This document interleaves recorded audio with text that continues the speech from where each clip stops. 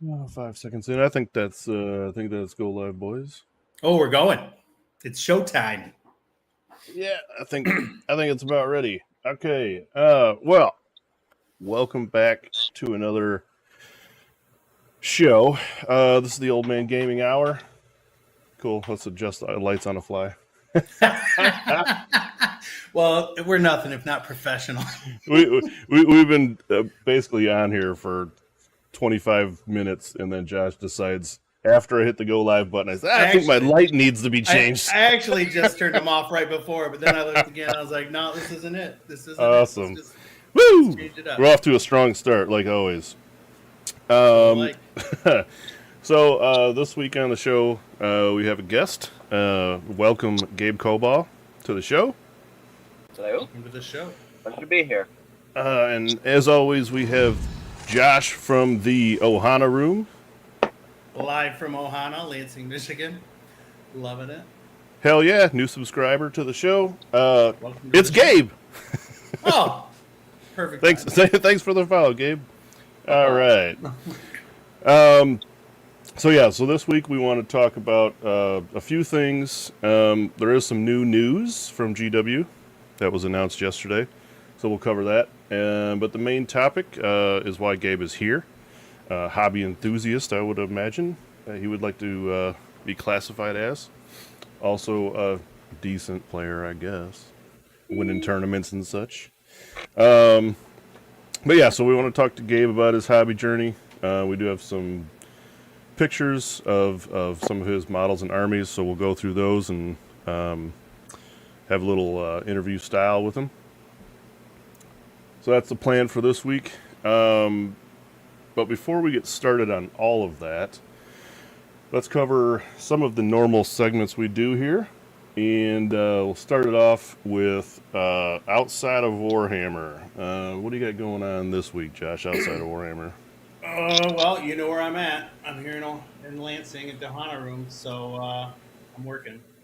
A lot of work. I was off for 6 days before this and got some stuff in where me and Ethan are still doing that league for Marvel Crisis Protocol, so that's pretty cool. Okay. Got our league game in. I'm undefeated, 3-0 in that league, so now people are starting to, come up with ideas on how to beat my... Yeah, but like in that Marvel Crisis Protocol league, don't you play 12-year-olds? No. It's all fucking adults. Except for Ethan. I mean, there's probably, I don't know, there might be some kids. I don't know. It's all the game room people. Just saying, Pixar, it didn't happen. Oh, well, I mean, okay. Didn't happen. All right. Okay. Cool. I'm not gonna take pics. So that's it though. I think just been working. More of the same. I'm ready to be off. I'm off at the end of this stretch. I'll be off for basically a month. So it'll be heavy Warhammer time then. Ooh. Gabe, you got anything that you did outside of the Warhammer universe? I do. I had a doozy of a Tuesday this last week because I was working in the city of Detroit to help run the election. Okay. I was driving around between the branches and resolving tech issues that the poll workers are having. And it was a pretty quiet election because it was a primary, not a general election. And a bunch of people are voting early and a bunch of people are voting absentee. But it's sort of just practice for this November when I'm sure things will be very epic. I don't envy you in that regard because I think that'll be gigantic. At least for the turnout, anyway. Indeed. Yeah. Indeed. Yeah, I'm doing mine absentee. I'm doing it pre-voting or whatever because I always do. Yeah, at least around. You can sign up for permanent absentee ballots. So they'll just always go to your house. Yeah, I think I did that. Nice. I think. We'll see. I don't know if it shows up, it shows up. He says, I don't know. Well, there's only one important one left, right? November. So yeah. Every election's important, my friend. It's true. You're not wrong. That's right. It's very true. Cool. Well, thanks for all your service there, Gabe, because it's It's important to Thankless have job. the counts right for sure. Yeah. Although I don't know if I warrant the thanks for your service comment, but it was volunteered. Well, look, man, you're It's volunteering or service. helping out Yeah. with that, so you're doing more than Josh and I. Yep. So there you go. What do you got going on, Jake? Oh shit! Outside of Warhammer, just the old man softball shit. Co-ed league still going. I think that's yesterday. So yesterday I was pretty busy doing some run around stuff. But one of the things we had to go do was pick up my I don't know what you call it, Father's Day or birthday gift. The fam got me or ordered me some custom cornhole boards. Oh, nice. Didn't think about putting a picture. I'll send you one later or whatever. Actually, I think Brandon made a Facebook post about it. Okay. But we got them custom made by this company that's up near. Now I forget the name of the town. It's near Lake Orion. Okay. So it's about an hour and a half north. It's an hour and a half north of me. So, anyways, Gabe got might know Del where Lake Fresh. Orion is. Del, what's up, buddy? Welcome to the stream chat. Morning, Del. But anyway, yeah. So we went and picked up those. I am proud to say that we played a game last night between Miranda and I, we played to 11, and I kicked the shit out of her. Yeah. This is outside of Warhammer. So, yeah, so that was fun. So those will be cool to get out every once in a while. Play some cornhole. Yeah, I'll come over and play some. But yeah, so that's, I guess that wraps up outside of Warhammer. The next topic we're going to do a shortened little segment on because that's what we're here to talk about. So the work desk, Josh can explain what he's got on his work desk, I guess. We'll skip Gabe for now because we're going to get into it with Gabe here. Yeah, so I've been just working on my city stuff, working on just trying to get that together. As I was saying to these guys before we started, working on the bases and stuff. These are pretty cool. I use like caulk, like silicone caulk, and then put it on a piece of paper. Then I glue it to the base. Then I do like the brown, whatever. That's hobby shit. But anyways, I've been working on that. But then, the more I think about it, I just need to keep working on that stupid Slaves to Darkness army and get that done so I can play it. So that'll be my plan. I'm not really in love with the city's list right now. So I'm probably not going to mess around with that a whole lot. Well, I'm still building the models. Before you know it, we only got 5 or 6 weeks before MIGT. So yeah, so I'll wait until about a week before. finish it up. Or finish up Slaves to Darkness, you're painting a lot of trim either way. Yeah. Actually, I don't have a picture of my paint scheme, but it's mostly gold. And so I got this idea for a backstory where this particular group of slaves has decided that it's easier to roll into towns with gold armor on, because as they approach, people think that they're Sigmarines, and then they roll up and they're like, oh fuck. so yeah, it's mostly gold armor there, and then a lot of the technical, like the rust and things like that on it. So I've shown some pictures in other shows. I don't have any of the models here in Lansing with me this week, but it's pretty efficient to get them done. But you were right, there are some models that it's going to take a lot of work to get that trim done, especially like the Vanguard. Well, in either case, though, to Gabe's point, there are less models in your slaves list than there is in the cities list, I would imagine. Oh yeah, I'm just building these models because I decided I wanted to try the army in a game. But yeah, there's not. What do I have? 6 Vanguard, 5 Knights, 10 Warriors, Sorcerer. I already have Bellacore done for my Khorne army, and then a Demon Prince, and that might be the whole army, I think. And then if I decide to go with the spells, or if I decide to go with Grandspine. the Kronspine, which right now I've been playing Kronspine. So, yeah. Will tell you that if I ever was going to start over with my Nighthaunt army, I would build an entire Cities of Sigmar army as a proxy army and have them be like ghostly or footmen and. Oh, that's a pretty cool idea. That's a real cool idea. I thought about that one time. I seen somebody paint up Sylvaneth as ghosts, like the paint scheme, like that.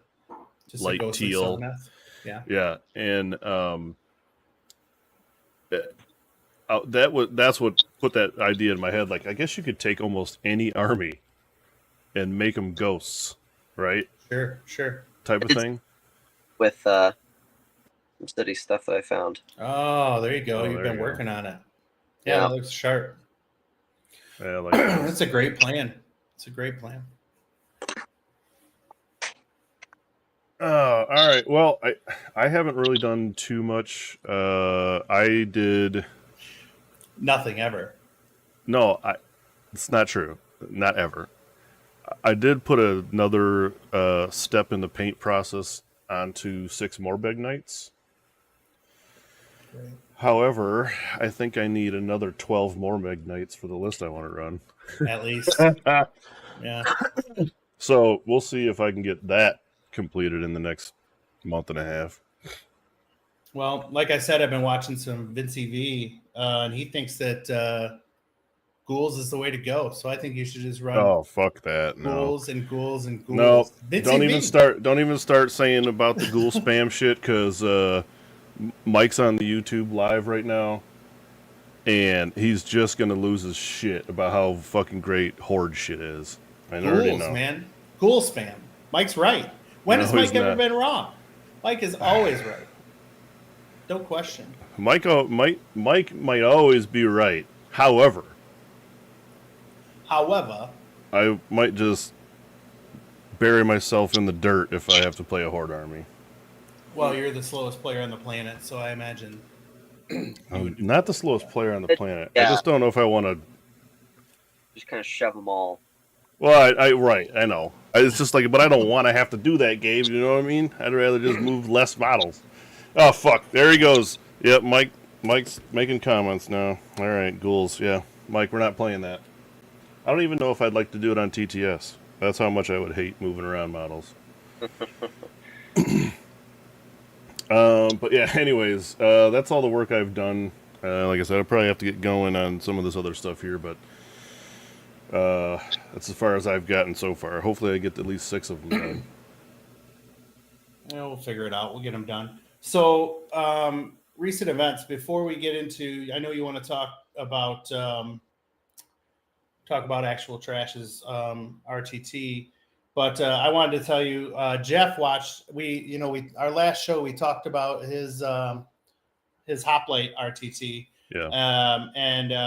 And it was our first episode that he's ever watched. And he had some comments, and I just wanted to hit you up with what he. Okay, here we go. All right, let's hear it.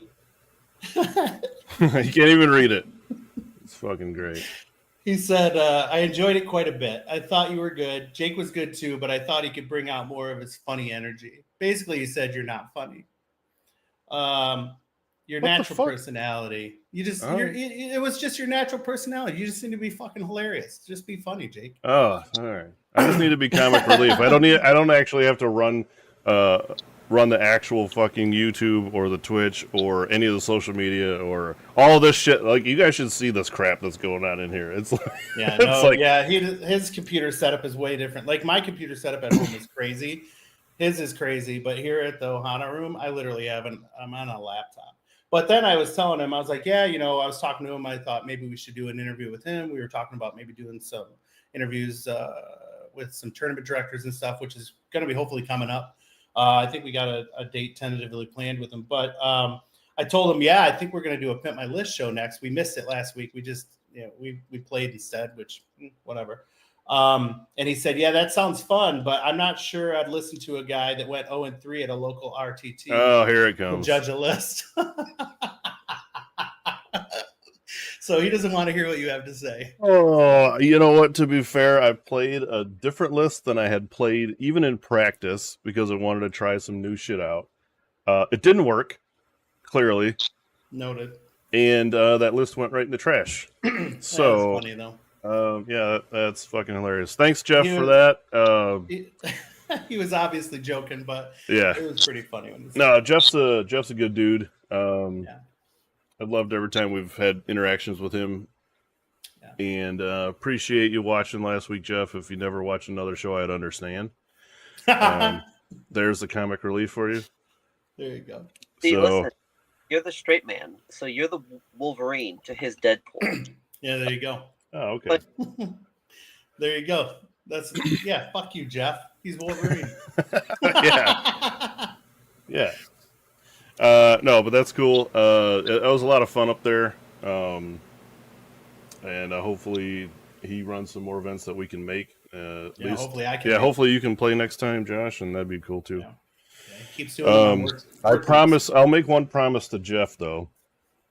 I promise you, Jeff, I'll never show up to one of your events and go 0-3 again. Oh, that's a big promise. I mean, like you don't know who's showing up to these events. that's fine. I'll none of the shit's got to be painted, right? So bring on the trolls. I can play them too. I don't know. We'll see. So, Shit. So anyway, actual trash. yeah, actual let's talk about trash's actual event. trash. They had. Oh, this is professional too. I didn't even have it pulled up. They had an event last week or yesterday, and I wanted to pull up the. Oh, what the fuck am I doing? I wanted to pull up the top 2 lists because I think it's hilarious. Okay. Here we go. Okay. Clay ran a RTT down at a new location that he found in Lexington. It's at like a restaurant. It's not a restaurant. It's like a coffee shop or something like that, where they have an event space. So he's moved his stuff out of a gaming store to this new event that they can run themselves. So I think that's pretty cool that he got able to get away from, using all the store's stuff and the store hours and all that. So now they're at a new location exclusive to them. I think it's called Chaotic Good. It's like a coffee shop deal. They have some food there, I think, and some drinks. But anyways, he was telling me about it. Sounds fucking amazing. Yeah, it's fine. It's cool. However, I just wanted to touch on the fact that they had 16 players. They had only 2 3-0s. Take a guess, Gabe. Take a guess at what 2 armies, no peeking, were the undefeateds. I'm gonna guess Nighthawk and Ogres. Wrong and wrong. Trolls and That's it. You're right. just trolls. Trolls and trolls. Trolls and trolls. Fucking trolls and trolls. Trolls are good, man. Fuck me, man.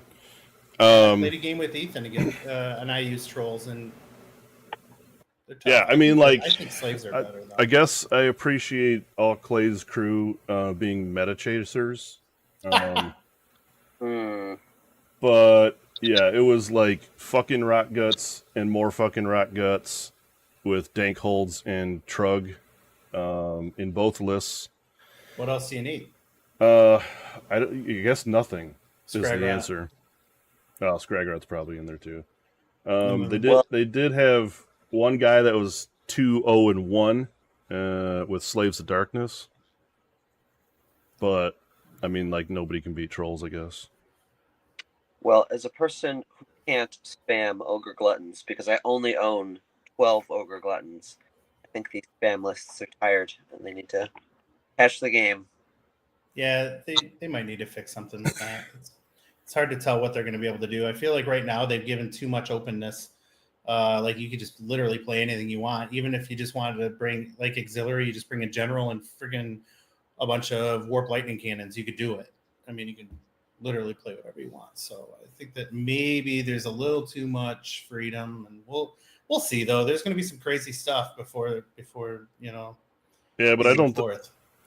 I don't. Oh, sorry, guys. Go ahead, Gabe. I think an element of balance that not a lot of people are talking about is how they kind of secretly altered all the of these units behind the scenes. So they said, okay, if you're monstrous, you hit on 4s and you wound on 2s. If you're an elf, for example, you hit on 2s, you wound on 4s. And there are a lot of big beefy units like Trogs and Ogre Gluttons that are all wounding on 2s just naturally, which That's crazy. is almost eliminating one step of the attack sequence, which is making all these units very consistent. Yeah. So yeah, you're probably not wrong there, because on 3s, I think, even if they're big, scary men who are dropping on you, like it's still like, you know. Right, because combat range is increased, you're going to get a lot more swings in. Probably nothing really needs to hit on 2s other than monsters. Yeah, you mean wound on 2s.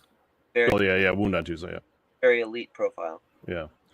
That's a little bit scary too, because as you reduce wounding to 2s, there's still not enough things in the game that modifies wound rolls. Except for Nurgle. Yeah, well, you know what I mean? Like, there's plenty of stuff that can get minus to hit, right? Sure. Very little in the game affects wounding. So that's always kind of been the thing, at least in my mind, is like, if you can get yourself some kind of buff to your wounding roll, you're going to play a lot of people that can't counter that. Yeah. So yeah, you make a good point there, Gabe. I didn't previously think of that. I just thought, like, okay, well, you're just getting more into combat, but also, yeah, I guess if you're hitting on 2 or wounded on 2s, pretty scary when you're gonna have like 50 fucking attacks coming at you. Anything on 2s is easy cheesy. Yeah. Yeah. As I learned yesterday, Chaos Warriors just put out a boatload of attacks. Yeah. When That's when they're on an objective they control, I mean, they don't fuck around. I was playing a game last night where my opponent kept speed on his Chaos Warriors on foot, and then they moved him up 5, and then made a 12-inch charge across the battlefield into my like basically in my backline. I'm like, wait, these guys aren't supposed to be here yet. Yeah, that's stupid. 3d6 charge is also a thing that really can fuck up games. But with that 3d6 charge, you still have to be within 12 to roll the 3d6. It doesn't say you can make an 18-inch charge. So, well, he did it. He did it. Yeah, I don't know. You'd have to look at that. I don't know is there a restriction on the charge distance? I don't think there is anymore. Oh, maybe there's not. Maybe that's the case. Maybe I'm overthinking. I'm thinking of last edition. Our ability says just roll 2d6. Yeah. That's there. So you could declare a charge from 24 inches and roll 2d6 at 50. Yeah, right. Oh, well, shit. Okay, good to know. Yeah, thanks. Well, cool. Josh is going to kick the shit out of me now. Good to know. All right, so that's anyways, that was the actual trash event. Just wanted to bring it up because Clay's our buddy and we do that thing for friends. Yep. The upcoming events, we got one, namely ours. We got 2 upcoming events actually that we can talk about now. Gabe, I'm glad you're here for the inaugural announcement of the world premiere announcement on the show of our event coming up that I'll talk about in a minute. That's a fucking cliffhanger. He sells it and then he fucking leaves it hanging. What a dumbass. Anyways, the August event, we're running an RTT down here in Monroe at the game store. Yeah. And that is on August 24th, I believe. We're sold out for that right now. Waitlist only, right? Currently waitlist only, so if you want to sign up still, get a hold of us via social media or email. Go ahead and plug it, Josh. Yeah.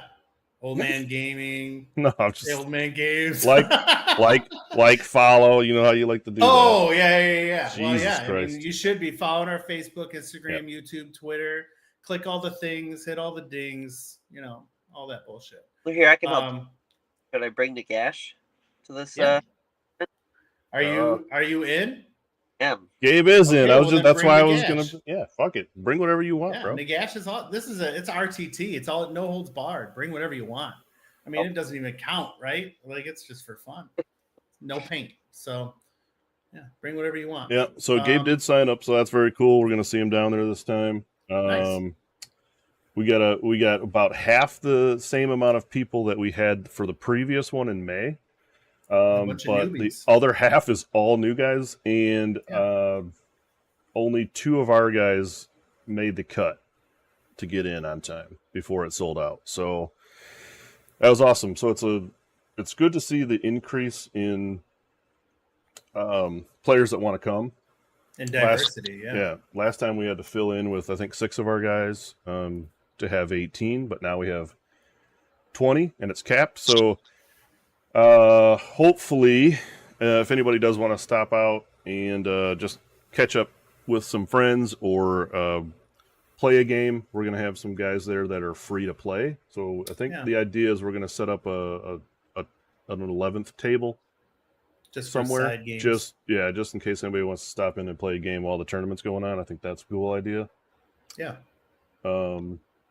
But Gabe, if you're bringing Nagash, I wish you well, buddy. I hope he kicks the shit out of everyone. Game with him yet, 4th edition, so I should probably get a little bit of practice. Well, if you haven't, he's apparently really fun to play with, because I played a game against him with Ethan. Ethan ran him in a Bone Daddy list, a Bone list, and it's pretty good just to be able to bring a unit back.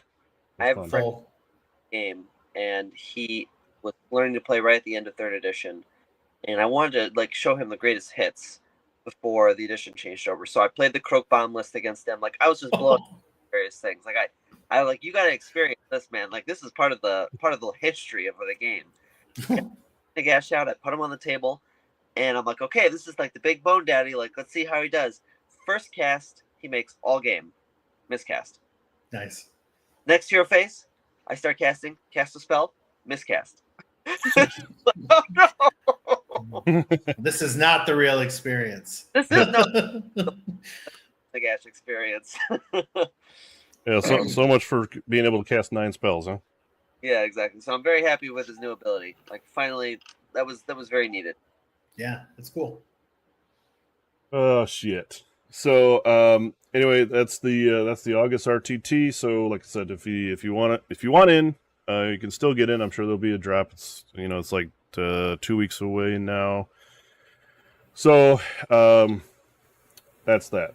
The more important one that we need to talk about here is the Old Man Gaming Open 2025. So this is our version of a GT that we're going to run. We are going to run it out of a restaurant / wedding hall event center thing. It's got enough space. It's got food. It's got drinks. So if you want to come out and play in that, the tickets are available on BCP right now. Just search up Old Man Gaming Open 2025, and the event will take place February 22nd and 23rd. So you got time to get in. We wanted to put it out there a bit early, so it gives people time to sign up and get us time for our first GT to get all the stuff required together for that. Yeah. So should be a really fun time. Lots of cool ideas for prizes. Yep. Some stuff that maybe people haven't seen before. We're going to give awards for, and then we have maybe another raffle that we're going to do that could be real cool. So we've got a lot of cool ideas lined up and a lot of cool awards and trophies, and it's going to be pretty cool. We're gonna have some cool shit. We're gonna try to do it up nice. The thing about it is at least from my perspective, going to events, it's always nice to have a chance to win something, right? Whether you play well or not, you should have some kind of chance to come away with something other than just, oh, okay, I got 5 games in this weekend. I met some cool people, but I also got this, right? I also got something in return, or I won it, or like, a random raffle type thing or whatever. But we probably have too many awards that we want to give out for a 40-man cap. Never too many. That's what he says. So we added more. So what was the count? Was it 11? Or something like that? I think it's 11, 12. I 12 think it's awards. 12 awards. There's like the 4 majors, and then 4 for Grand Alliances, and then we added in 4 more for the winning special tiers. ones. Yeah, for the tiers. So we got some things that I don't think are common for GT awards, but I think they're still fun. So we have about 12 awards for 40 players. It's a good chunk, and then we have some raffle stuff, and we'll have some prizes and things like that to give away too. Mm-hmm. So should be a really fun time for everybody that comes out. That's what we're trying to make it, just something that everybody will hear about and then go, damn, if I didn't get a ticket, I'd like to come the next time. Yeah. That type of thing. Oh, and speaking of tickets, this last year you won MIGT, Gabe, right? So we have 2 golden tickets that Jeff's going to be giving out also at MI this year. So we'll be giving out 2 free tickets to our tournament. So he's going to take care of us as far as that goes. So if you get a dub this time, then you're in for free. Well, I did make friends with Carson Whitlock. He's one of the best ogre players in the world, and I met him at Worlds. So if I want to go back and have a beer with him, I need to get a golden ticket somehow. Well, I mean, we don't have a golden ticket to Worlds. Jeff's got golden tickets to ours, but I think Jeff probably has golden tickets to. I'm sure he'll have to the Worlds. He'll have that again, I'm sure. Yeah, so I mean, you maybe get both. Gotta bring 72 ogre gluttons. Shit! Wait.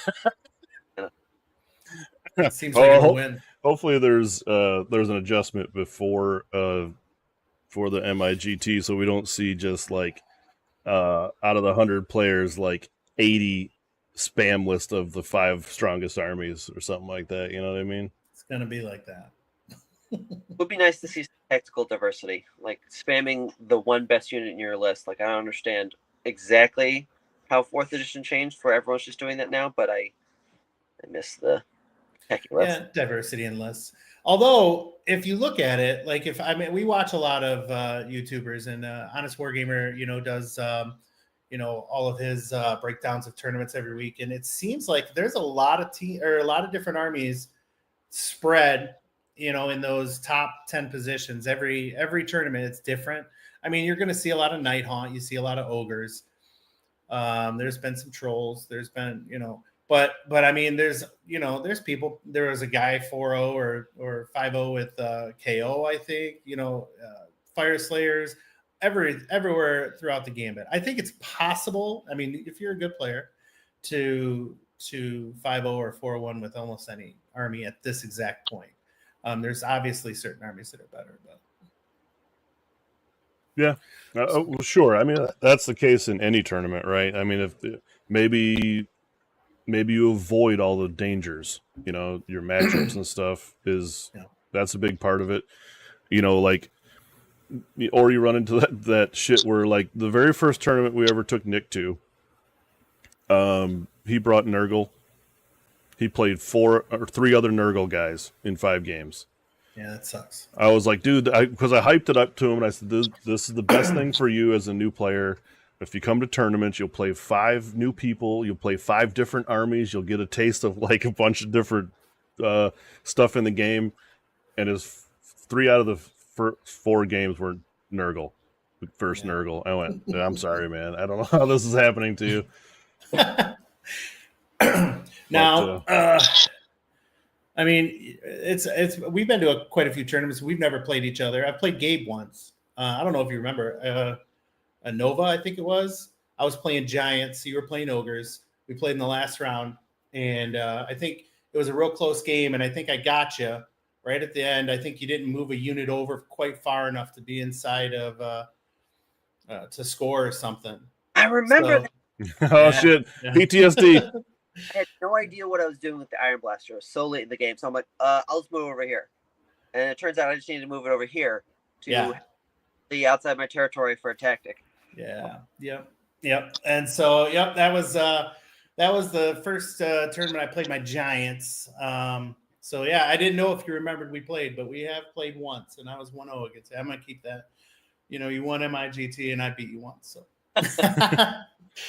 I don't have quite the greatest story. I did get a chance to draw Gabe round 1 of Adepticon, so that was fucking great. Oh, nice. Yeah. Turns out that it might have been a different game, but I couldn't remove his Stonehorn because he decided to roll 13 5-ups on his ward save. Oh, yeah. You remember. I know you remember that. Don't act like you don't. That was one of your highlights ever. I took a picture of the dice on the table because you did. He's like, hold on, I gotta take a picture of these dice. I was like, get fucked, Gabe. He hit the 19 damage blizzard, and then I rolled like 13 5-up ward saves. That's hot. Yeah, it was fucking ridiculous. I finally got a blizzard off in a game. I finally put it on someone's big monster, and I was like, hell yeah, I'm finally doing this to somebody. And he's like, no, I don't think so. Yeah, he hit with back-to-back blizzards, one of which was uncounterable due to primal magic. At 19 damage and 17 damage. That's gross. But I'm like, yeah, this is fair and balanced gameplay. I love this edition of Jesus Christ! Well, it's over now. Yeah, it was crazy. It was a crazy scenario in a game that happened. But that was still very fun to play Gabe. He did offer me a granola bar out of his ogre belly, which was really hilarious. Yeah. Oh, that was so good. So do we want to... Spec unit Spec's really good at recurring destroyed units, but I never destroyed one of your units fully, ever. Right. Yeah, and that was the stick I was trying to go for. That's how I built into that list. Was like, well, if I don't die, I got a pretty good chance of winning games. Yeah. But you pinned me pretty good, and I couldn't get out of it even with 2 fucking giant blizzards. So that was... Yeah, started off my first Adepticon real good there, Gabe. Thanks for that.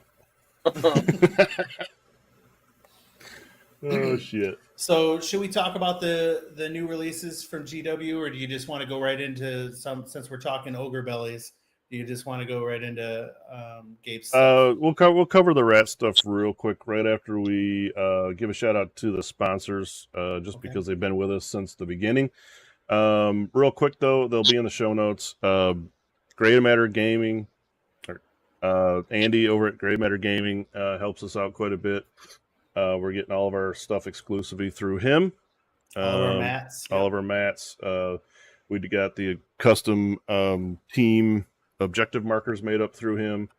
I know he sells 3D print combat gauges that we were able to give out as a prize for our last RTT, or to everyone, I mean. So that was nice of him to donate those. But if anybody needs anything as far as mats, objective markers, I think he sells third-party terrain now on his site. Nice. But yeah, I'd check him out. It's graymattergaming.org, I believe. But we'll have the link in the show notes. And then also Michelle's got her Etsy store is still up, and that is T Fritz Treasures. Just search for that. We'll have a link also if you want just to click on it. But she makes a bunch of other stuff that Andy does not make. I mean, she makes objective markers and measuring gauges and stuff, but hers are cut from acrylic. Yeah. So they're the clear ones. Super nice stuff. She does some stuff. Yep. Cool. I know she's got AoS themed stickers, which seem to be pretty popular. She sent us up a batch of those for the last RTT, and like those went like fucking hotcakes. I didn't think all the nerds liked stickers as much, but apparently that's the thing. So hopefully we can continue to have some stickers from her. I don't know. It was a mind blowing for me. I just thought like we'll put the stickers out and we'll just, if anybody wants them, they can take them. But yeah, they were hot commodity. snapped them up. So anyways, those are the two sponsors we do have currently, and I appreciate both of them very much for helping us out, getting our feet off the ground here. But we want to get into real quick before we start talking about hobby. We want to go ahead. Yeah, forgot to write this down. We want to talk about new Skaven models because it was just announced yesterday. And we're going to go through them real fast, get our first takes on them. I glanced at them quickly. Gabe, did you already see these? I did. Okay, let's get through them here. First one being Visic Score, Prophet of the Horned Rat. Are you going to bring it up on the screen? Yeah, I got it. It's right. Oh, You have a delay. I'm on a delay, I know. So this model, I think the model itself is fantastic. Did they need another giant rat? I don't know. Yeah, that's my answer. Okay, let's set the premise. Gabe doesn't know. I am not a rat player, and I don't think the rats, they don't tickle me in any kind of way to where I'm like, holy shit, I got to play rats, right? Visually, I don't like. It's a horde army to me. It's chaotic. I would never like to run anything that blows my own shit up. That's my small take on rats, but I know a lot of people love them, namely you two. But in this instance, this dude is fucking sweet. This sculpt is great. I love all of it. However, they already have 4 giant rats. 5. Is it 5 already? They had 5, yeah. So they needed they needed a 6th one.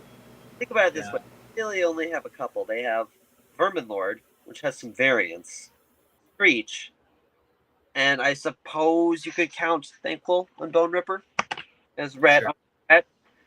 But really, that's only 3. Well, but Vermin Lords, there's 4 different Vermin Lords, and then Screech is a Vermin Lord. Yeah, but they don't count because they're all named the same, Josh. They're all a Vermin Lord. Oh, get out of here, Gabe. You know there's 4 differences. And I mean, this guy is fucking badass. To me, he looks kind of like he reminds me of like a sculpt like Usharan. Like Usharan is a freaking beautiful sculpt. Yeah. And this guy is like an equivalent sculpt to Usharan. Mm. So I'm pretty excited about him.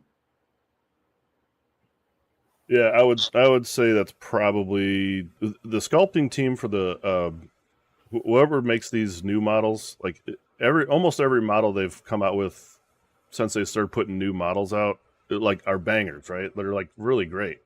Yeah, they crush it. These models are difficult to convert into kit bash for me because there's just so much going on with this model. It's beautiful. It doesn't need to be changed at all. Yeah, I think that about a lot of GW's models now. Like I always think about that because I've done a lot of converting and kit bashing myself and throughout the years, and then you get these new ones and they're very static, like not static like posed, but like there's not a lot you can change, and if you do, it's going to be a ton of work. Whereas those Vermin Lords, maybe you can change some of their structure because there's not so much on them. But this guy is going to be tough to do a lot of changes with. But I mean, and you know things. Like 3 pieces that are split lengthwise down the arm, and one sprue and 2 fingers on another. Yeah. Sometimes. Yeah, but it's then don't change anything about this dude because he's sweet. Yeah, I mean, I did notice one. I did notice one thing about this, and I think it might be a weird choice, but I don't know. What's up with all the little teeny pet rats? I mean, there's lots of are these like new clan rats that haven't fully matured and they're just hanging out, or are these like pet rats of the rats? Yeah, they're cousins or something. Well, you have this whole army that's humanoid rats, and then you got rats, like actual household rats. Oh, and then there's big household rats and little household rats. Well, I'm just saying. Like to me, that's just a thing in my brain that goes, that's weird. I don't know. I think they are humanoid rats, but they all still do live like rats. I imagine they all sleep in a big pile at night for warmth, and people are just shanking each other in the big pile. Wake up. Well, okay. People. Yeah, sure. I get it. I mean, I get it. I just don't know like why the little rats would be hanging on these big rats. Because that dude's boss status. Whatever. This is Moving who on. wanna I don't be. care about that much about that. Those are rat groupies. Yeah. All right. Here's a little bit of more close-ups of the new. I'm assuming this guy's a priest. I would say. He's a demon. He's like. Yeah, I know, but what I assume, like his pose. Like, I'm just saying, his pose and his staff streams priest to me. He's got the big sashes with all the writing on them, like a priest would have. Yeah. I don't know. That's what I would say. He's a wizard. He'll be a wizard. You don't know anything. Or a caster. No, I do, because the only priests in Skaven are Nurgle, and I don't think he's Nurgle. I mean, I could be wrong. You're right. I could be wrong. It's hard to tell. Yeah, you probably are wrong. But I'll call it now. I'll say that it's a priest, and then we'll debate it later. Well, we won't debate. One of us will be right, and one of us will be wrong. right. I'll be right. You'll come up with some reason that why you thought you were gonna be right, and then we'll talk about it. No. But yeah, anyway, the close-ups of these are super detailed, just like all the new models. I think this dude's sweet as shit. Now, I do think people will buy this guy and convert him into whatever demon lord they want to run. You mean like other chaos gods? No, I'm not demon lord. The other rat demons. Oh, maybe. Since this guy's cooler looking, weapon swap, or someone will change arm position or something like that. But maybe they'll just use him as either a proxy or a conversion for, one of the other big guys. Maybe. I'm sure that will happen. Next dude is this guy a nude guy? I don't know enough about Skaven. Nude. Kritok Foulblade is his name. What do you mean nude? New is a new. Oh, new guy. Oh, okay. Jesus. Yeah. No, I don't think he's. I think he's new. He's like a new named character. Yeah, he's like a named character for the for that clan. What is it? Gabe, help me out. Verminus. Verminus, yeah, Clan Verminus. I think he's like their new character for that. So they got so far they've had a new demon and then a new foot hero. This guy's okay. I mean, he's got some banners on him, and he's got a cool fucking sword. That's sweet looking. It is such a Dungeons and Dragons player thing to have a magic sword that you have to negotiate with every single time you want to use it. True. Magic sword for me a day? Well, you take 10 days off my sentence, and sure. All I want to do is rattle you at the enemy. I didn't even notice. I guess I did kind of notice, but I didn't notice. He's got two little rattlings underneath his cloak. Mm-hmm. Yeah, they're just kind of his companion weapons. Carriers and stuff. Yeah. Reminds me of the ghost of Christmas. Yeah, right. Yeah. Or... but this guy's cool. I mean, it'll only be cool if they have cool rules, right? Well, I mean, that's... Yeah. I mean, no, it'll still be a beautiful model. And well, I mean, it'll be cool to play. Yeah. Yeah, you're probably right. It might be a painting contest model. You got banners for freehand. You got a lot of cool armor and a weapon that you can do a lot of stuff with. Yeah, sure. You can put this in a diorama. Yeah, that's fun. I like the new sculpts. I just still hate rats. Okay. Yeah, curious about those big lines in the cloak. If those are just incorrectly built, or if they're big ass seams. Oh, it's probably a seam. No, it's not. It's a seam in the cloak, I think. If you look at if you scroll up a little bit, Jake, you'll see that they show the back, and there's big lines in that as well, where it doesn't look like seams. It looks like or it looks like seams in the cloak as opposed to like seams in the model. So I think that they intended for those lines to be there. It looks really It looks out of shitty. place. Yeah, it looks kind of shitty on the little rats under the cloak there. But if you look at the back, those also, there are many like seams in that cloak. See, what I normally, when they were sculpting the model, they would put stitch lines, like little stitches on those seams. Right. But if I were painting this model, I might make every section a radically different color to really hit home that these are like fragments of fabric that are being kind of stitched together to make a cloak. Yeah, they Yeah. painted And it that all would- the same, and it doesn't flow looks very weird. good. Yeah. It looks weird. I agree. Although the backside of this armor is fucking sweet too, with the plating type of cascading plates. I do like that. Yeah, it's cool. Storm vermin. I mean, that's what they look like. They wear a bunch of armor. They're like the samurai of the rats. And then the next thing they got on here is the Master Molder. This is a new sculpt for the Master Molder. Yeah. Again, new sculpt, pretty cool looking dude. Mechanical staff with, I don't know, a giant camel hump.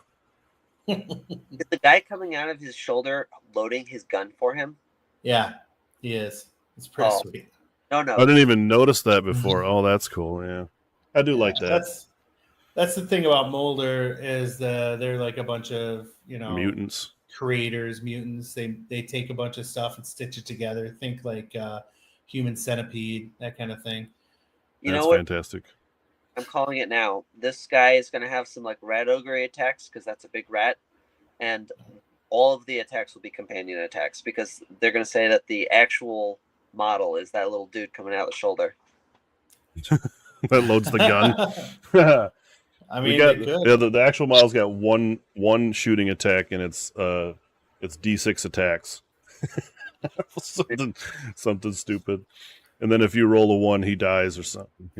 Yeah, who knows? They don't do all that kind of stuff. They don't. Nah, I'm just saying. They're not as much. They don't kill themselves as much as they used to. They used to be worse. Cool. I'm still never gonna play these guys. Again, a new sculpt with this dude. I don't know what the old guy looks like, but I'm pretty sure he's hideous, and this is a complete upgrade. He's not hideous. This is an upgrade. It's a very different style than the old model. The old model is a really skinny guy with like a staff where he, like this, similar to this staff where he's kind of trying to control beasts and things, but he was much smaller than what this guy appears to be. We don't know how big he is actually, but this is a much more embellished version of what you would expect. You think so? This guy you think is on like a 32 opposed to a 25? He might be. If you look at the size of that little rat next to his feet, yeah, it's like a call. 32 mil. So. Hey, what's Tiger. up? Yeah, what's up, Tiger? Thoughts on Slaves to Darkness? Yeah, they're terrible. Moving on. They're the best army in the game right now, in my opinion. Slow the fuck down, okay? They're not the best army in the game. I mean, there's none better. They might be decent. I don't know. We'll touch on that in a sec because we want to get through these rats real fast, and then we'll let Josh embellish for a minute. Okay, so Storm Vermin, new sculpts for Storm Vermin. Looks like they have a musician and a leader. Full command. Do they? Yeah, oh, there's the banner. Okay, there's the banner bearer on the next slide. Yeah, these guys are cool. I like They're these beautiful. guys. Yeah, great models. Indeed. I don't particularly love clan rats all that much, but I think I'd run these dudes. Yeah, so these are like the shock troopy guys of the clan rats or the rats. They're like just a little bit more martial than the clan rats. Yeah, I think I just love the armored version of rats versus just little rats running around. Yeah. Yeah, I could get into this aesthetic. I like this probably the most out of any of the rats. That's fair. Okay. Well, Verminous is for you then. I guess we'll see. All right. So anyway, those were the new sculpts. We got a new sculpt for an Arch Warlock. If anybody's into that, dude, he looks kind of sweet. Yeah. Again, with the mechanical setup and Scryer is my style. pipes I like the and shooty and that kind of thing. So I really like. Oh, okay, that's a staff. I was trying to figure out what this giant sword thing was, but it's like a pole arm. Yeah, it's like a pole arm. There's a gun blade. Oh, it is a gun blade. Holy fuck! There's a trigger on it and everything. Yeah, you don't fuck with Scryer. Model has, I think, a flamethrower gauntlet is his shooting attack. So he just points his hand and blasts you. As one does. Oh, that's cool. I like that. Yeah, I don't know. Like I said, again, I don't know what the old sculpt looks like, but I'm sure this It's not that. It's not that. I mean, this is better. The old one's metal. I have it. It's a nice model. I wouldn't say that of all the models they needed to fix, this was one of them, but they did, and it looks nice. Yeah, I like this. I mean, there's nothing wrong with this model. But I wonder, I guess, I wonder if they're making these newer guys on a bigger base is what I would guess. I mean, why would you add a bunch of, detail to the base on a 25 mil? Like this big arching piece that he's standing on? It could be a 28.5.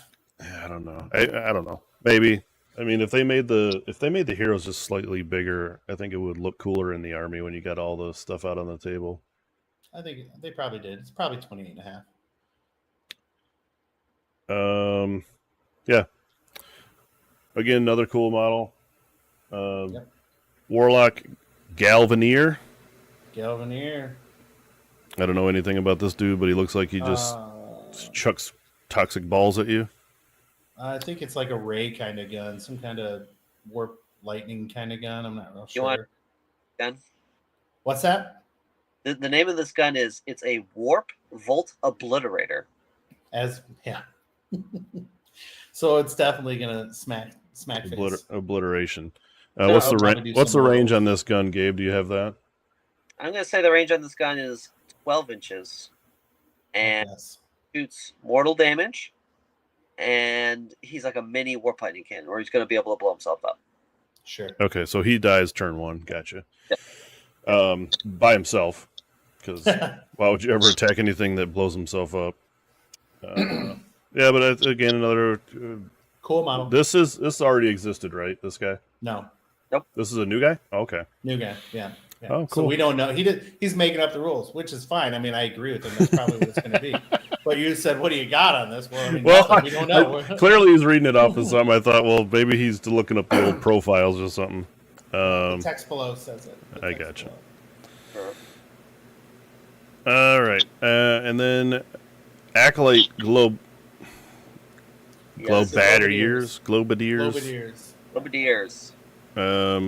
These existed, correct? They did. Yeah, okay. And they were new sculpts those for these models that were like $30 for one metal model. They needed new sculpts real bad. I know I've got some that I printed, some pretty sweet versions, but these are just as nice, real nice looking models, and their paint job on them looks great too. Oh yeah. Yeah, the paint team nailed all these, I think.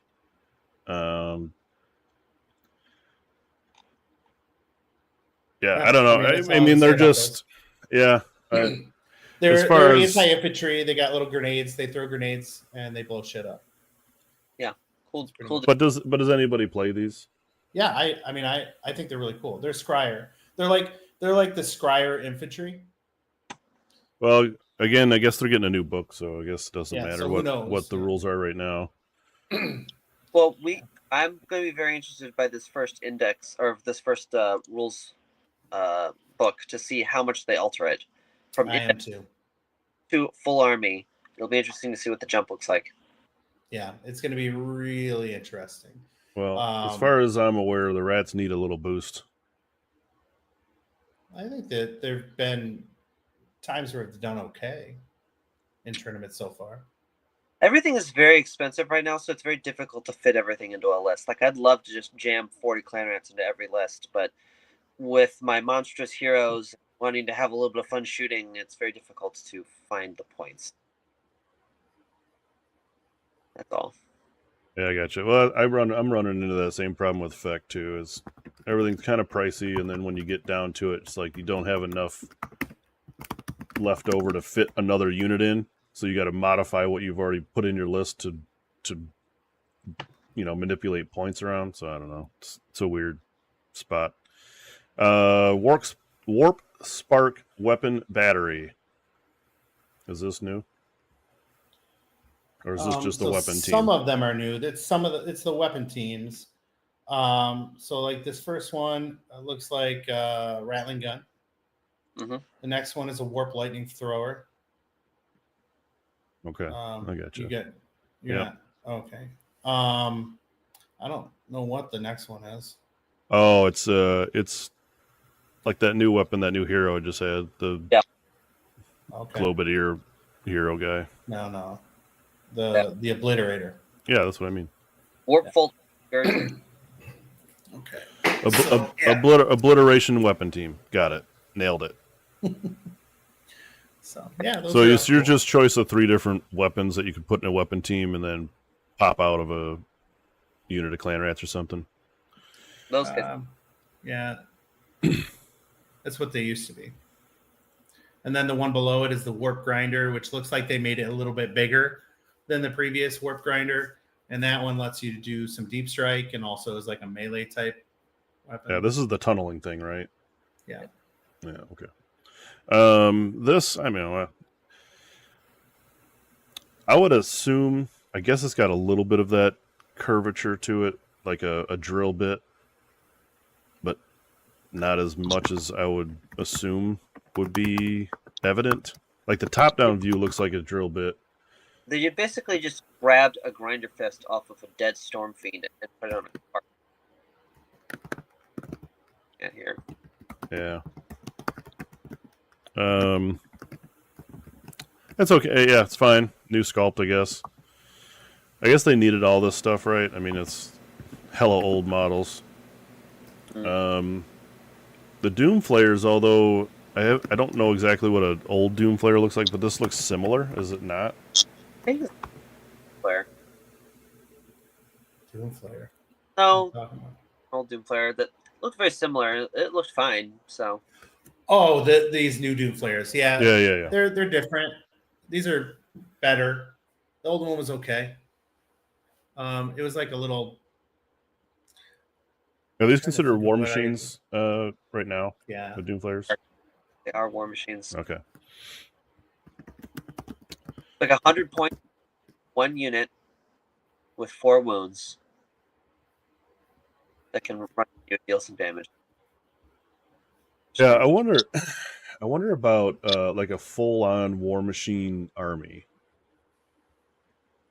I can see that. Like you got Doom Wheels and Doom Flayers, you got Warp Lightning Cannons, and the new gun, whatever that was. Mm-hmm. I mean, like it could be cool. I don't know if it's any good or not as far as competitive play goes, but I think the army would look fucking fantastic if you rolled up and I was like, "Oh, you're playing rats?" You go, "Yeah, I got all fucking war machines. Deal with it." Wow. I like that. Somebody's pissed Josh off so bad that he's banging the fuck out of his keyboard and typing. Jesus Christ, what are you doing, bro? I'm typing in chat. I'm talking to Tiger. I was like, who's got you so mad that you can't be part of this conversation? He's like, jeez. No, the man's asking. Slow down. I got it. Up some stuff. Jeez, Pete. So I was like, yeah, I went and looked at his model. Why are you fucking hating? Let the man cook. Yeah, let's let him cook. And then the announcement that Skaven is the first book. Yeah. Coming out. So no dates. I don't think they put anything in here for that.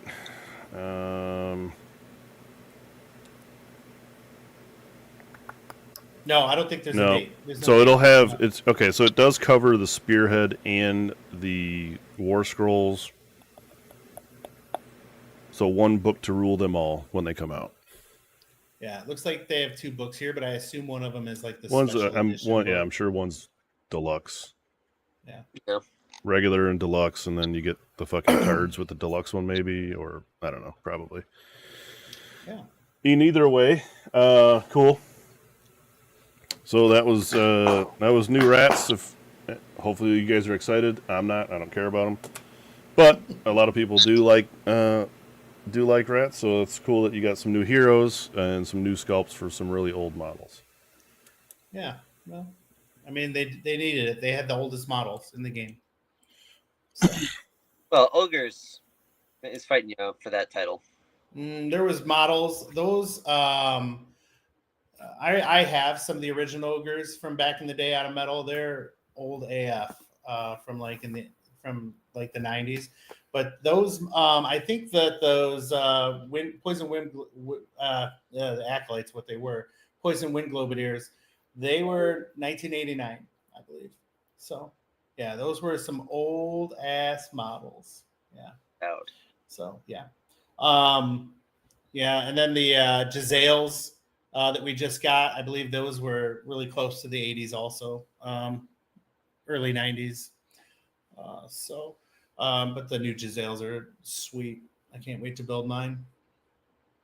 Okay, so on to main topic because Gabe's gonna fall asleep if we don't get to it. Surely. just kidding, Gabe. Main topic we're going to talk about today is focused on hobby, and we brought Gabe on because Gabe always brings not just painted models to tournaments. We've seen his armies at a few different places we've been to. He has focused on conversion, having things custom, and that's just not just in models either. That's display boards, everything that goes into hobby side of this game that we play. Even some cosplay. Yep, a little bit of, and that's what I'm talking about. The theme of Gabe stuff. He's got a lot of great ideas, and we'd like to talk to him about how his process goes, how he develops, how he gets the thoughts out of his brain onto the table. So we're going to do that now. So I know we're seeing some of your stuff screen through. Let's talk a little bit before we get into the specifics. How long you been playing AoS, Gabe? I picked it up in the pandemic. I started collecting and painting Nighthawk models in 2020. Oh, okay. All right. Did you play anything before that? Yeah, I came to the game as a big Magic the Gathering player, so I kind of came up in that competitive environment, playing in Modern and going to the occasional tournament there. Okay. Cool. I'm probably the oldest person here. I've been playing since second edition Warhammer Fantasy, and owned every army throughout, and now technically own every army. But I also played a lot of Magic and a lot of other games, so I can feel you there. I also started with like a Necromunda and then worked my way through that. So what armies do you play? You said you played Ghosts. We know you play Ogres, and we know you're working on something new that we're gonna reveal. Yep. What armies do you play? I have dabbled in a couple of armies. I was trying to play Seraphon. I just got out of Seraphon just to make room for the new project. I also have a Sylvaneth army that is like psychedelic mushroom Sylvaneth. Nice. I have Slaves of Darkness and the Ghosts and the Ogres. And then I am now starting to collect and play Skaven. Nice, which is what you're revealing for us tonight or today. What would you say is today? Yeah. What would you say is your favorite army that you've played so far? That's a tough one. I think the all-time favorite has to be Nighthaunt, simply because when my friends were getting me into the game, there's so many different armies you could play, and I wasn't super familiar with the Warhammer IP. So I said, okay, why don't you just start describing armies to me? And then when I hear one that the theme sounds interesting, then I'll ask to know more. And he started going through the list, and literally the second army that he listed was, well, there's an army that's all ghosts. And I went, okay, done, sold. Yeah, That's nice. incredible. Cool. So that's your old standby. That's your favorite, huh? Yeah, I think so. Yeah. Cool. Yeah, another Death Bro. Yeah. Hell yeah. I have played Death. I played Death at Adepticon, but it's not my favorite faction. So you guys can Death Bro it up. Sweet. So we saw you were doing some work with you showed us your ghost stuff, like where you're doing some mortals and just changing them into ghosts. What other kind of hobby stuff? I guess we can get into your pictures now, and you can kind of tell us, what's going on. But what other kind of stuff do you like to do as far as conversions and things like that go? Sure. So I started with Night Hunt, as I mentioned, and I was just building the models as they were. I was buying secondhand models that are already built to kind of enter the hobby in the cheap way that one does. Yeah. And I did a lot of experimenting with them just based on paint jobs and basing. Like the first time I ever used a technical paint, I just kind of slapped it on there and I was like, okay, that's a base. And experiment with various technical paints, various paint jobs. So my Night Hunt are very eclectic. It's kind of, I call it Rainbow Hunt, just because every unit was a different team. I was just experimenting. I didn't have any desire for a cohesive army. I was just trying things out. Cool. When I moved into my second army, the Ogres, I got a second-hand army, but I've slowly began replacing those second-hand models with custom builds that I was doing. And I always really liked Nurgle, and I wanted to incorporate their aesthetic into an army that I wanted to play. That's kind of how every army is, it seems like, that I play, is borrowing another army's shtick. Okay. So I started building the models. We were talking earlier about this new Vermin Lord. He's so incredible of a sculpt. But the old Ogres were not. They were very basic. And really what that ended up being is it's an empty canvas to kind of do a lot of extra work on. Like when the model is very simple, it's a lot easier to break it down into chunks and then kind of break those chunks apart and repose them and figure out what you're doing with each model. And I really kind of just, when I'm doing this kind of converting work, I like to say that I give the hero treatment to every single model, where my favorite part is the build phase now, before you get to the painting, where you're just looking at the model and you say, okay, here, what am I going to do with this guy? What kind of story am I going to tell with this one single model? I think some of the pictures were scrolling by where I had a guy who's fallen in half, and his legs are walking around like the Thing, like tentacles and eyes coming out of him that I made out of hot glue. But then he's still alive, so he's like crawling forward on his belly because his legs are gone, and he still has his weapon. Like, I'm gonna still fight, and that's just a glutton, right? It's not about saving the coolest ideas for the heroes. It's just whatever kind of came into my fingers as I set this particular model in front of me is what I was starting to do. And when I started working with the Ogres, I really started moving into other materials. So the Night Hunt, I'm building these models as they are in the box. The Ogres, I'm starting to do reposing pretty radically, working with milliput, hot glue, fabric in some cases. I'm always getting a hold of the silica gel packets because these are the perfect size for like bubbles in like goo or boils on an ogre's body who's having a totally bad day. So you never know what materials you're going to encounter and find a use for. Like now I have a joke with my wife whenever we're out and about and I see like a piece of garbage on the ground. I'm like, you know what that is, honey? That's crap right there. Yeah, I just had a lot of fun with this army, just kind of coming up with whatever I felt like. I wanted to have like a range of different diseases presented in the range. So you have some guys who are wasting away, some guys who have boils and effluence. The one guy, his cannon got sucked into his belly, so now he's just walking around on top, looking down at this cannon coming out of his stomach. So there was no, I guess you could say there's no unifying theme, except that they're all having a really bad day. The flavor of the army was that they came upon a three-way battle between Sylvaneth with their life energies, Nurgle with their corruption, and Gitz with their psychedelic mushrooms. And then they ate all three at the same time. And all of that goop in their stomachs is what finally overcame their iron stomachs and caused them to succumb to the Nurgle infestation. Okay, cool. Yeah, I love that Yeah. idea. Yeah. I think and probably Gabe's got a great imagination for this kind of thing, as he just described. I would have never thought that. Like, I wouldn't. When I'm like, I think I'm just at the stage where it's like, I hope I can paint these in a decent way, right? Build them. I have done custom bases because I think they're just neater looking than just keeping them on the flat ground, whatever. But as far as that goes, I have not really done conversions or thought to myself, I'm going to cut this model all up after I built it. and re-put it together, and hopefully it looks cool afterwards.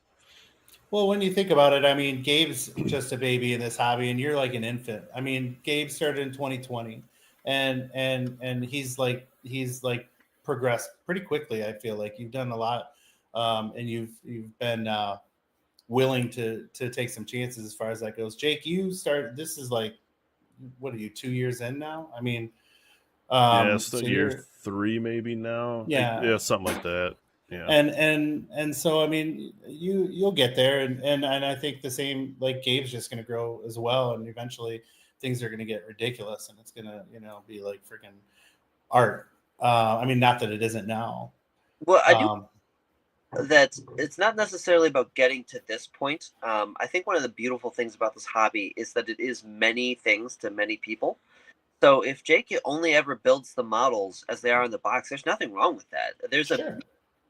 a simplicity, I think, to taking your time, having craftsmanship, sanding down mold lines and all that kind of good stuff, and just putting together a very technically good model.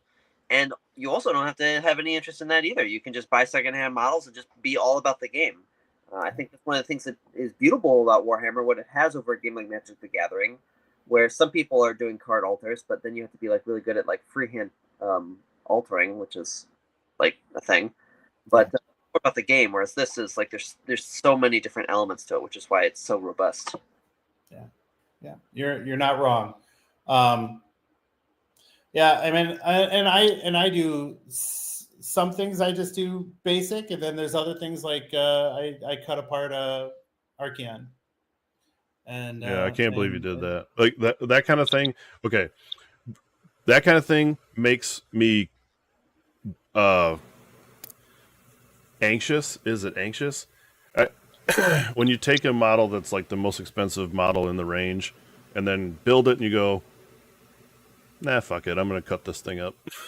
And I go, oh man, why would you ever do that? What if you fuck it up, or you don't like it, or what I mean? I think that's probably one of the things that I don't kind of holds me back from like doing conversions on big models. At least is like I'm afraid that if I screw it up, because once you cut into it, it's over. You have to go do it, right? Yeah. It's not like you can cut a piece off and go, shit, and then try to. Here's the secret. First of all, I was sweating bullets the first time. One of my first big alters that I did, it wasn't really an altar. I just magnetized the hands on Nagash because he has a cool staff and a book and a sword and like some ghosty energy, and I wanted to have them all be on the model at the same time. And I was very nervous cutting those tiny, tiny little hands to try and get them to break off nicely so that they could be attached with magnets. And what I learned about this is that the primer coat covers all of your sins. And if you do actually mess up this model, you can put some green stuff in there, milliput. You can fix them. They are. It's not quite as high of stakes as I realized. And I have no fear into chopping up models now.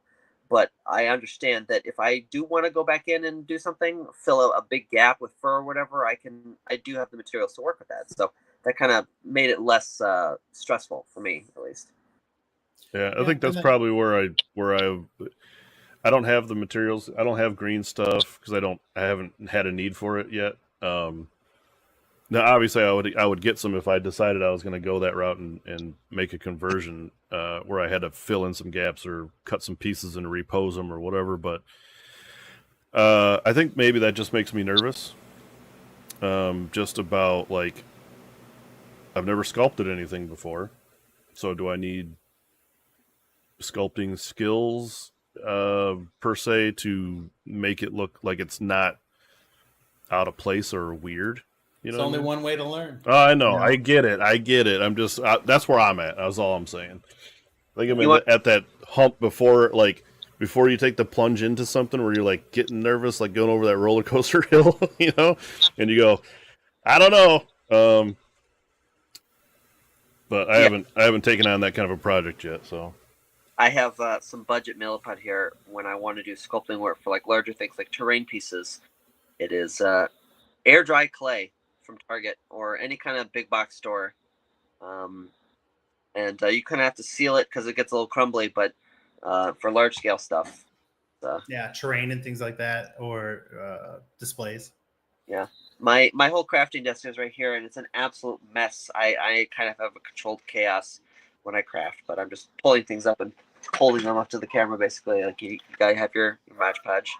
Sure. Bye. So tell me this: how do you like? I know I have a lot of trouble staying motivated. So like, how do you like decide? Okay, I'm gonna make all these changes to this army that we're seeing, and then you decide, okay, I'm gonna do this, and then you just keep focused and you just keep going through. Like I have, like right now, last week I was doing slaves. This week I'm doing cities. I'll go home and I'll be like, oh, maybe I'll put orcs together this day. And I just have so much ADD, probably because I have too much shit, right? But how do you stay focused and decide this is what I'm going to do, and you like bang it out and finish it? What do you do for that? So the initial inspiration for an army that I'm going to start collecting, like when I started doing the Nurgle Ogres, the initial idea was exciting enough that it definitely provided a lot of motivation. And so I was very big into the build phase because that was the main phase of the Ogre army, was building these models and doing all these cool stories with them. But definitely the less exciting part of that was the paint job to a certain extent. Like it was the least exciting part of a fun process. But that was where my motivation began to kind of fall off a little bit. And I have found that just really embracing the philosophy of I want to only play the game with finished models has really kind of helped me pull me to that conclusion. Yeah. Kind of like with working out, right? When you have a goal, when you're just nebulously just working out to work out, you're kind of like, oh, it's difficult to be motivated. But if you're training for a 5K that you're going to do in 6 months, you have a very concrete goal and you need to be hitting it. And so for events was my concrete goal. I'm like, okay, I want to have this army list done and ready and painted to play at a tournament so I can show off my cool models and have people go, ooh, ah, and like really enjoy taking pictures of the battlefield, because that's what we're all here for, to have 2 fully painted armies crash, and it looks fantastic. Yeah, very cool. Yeah, I think that's true though. Like you put that event timer on, right? I mean, that's realistically, I probably wouldn't have finished fully painting the effect that I had before the new stuff came out if I didn't sign up for events. Yep. Plug our event right here.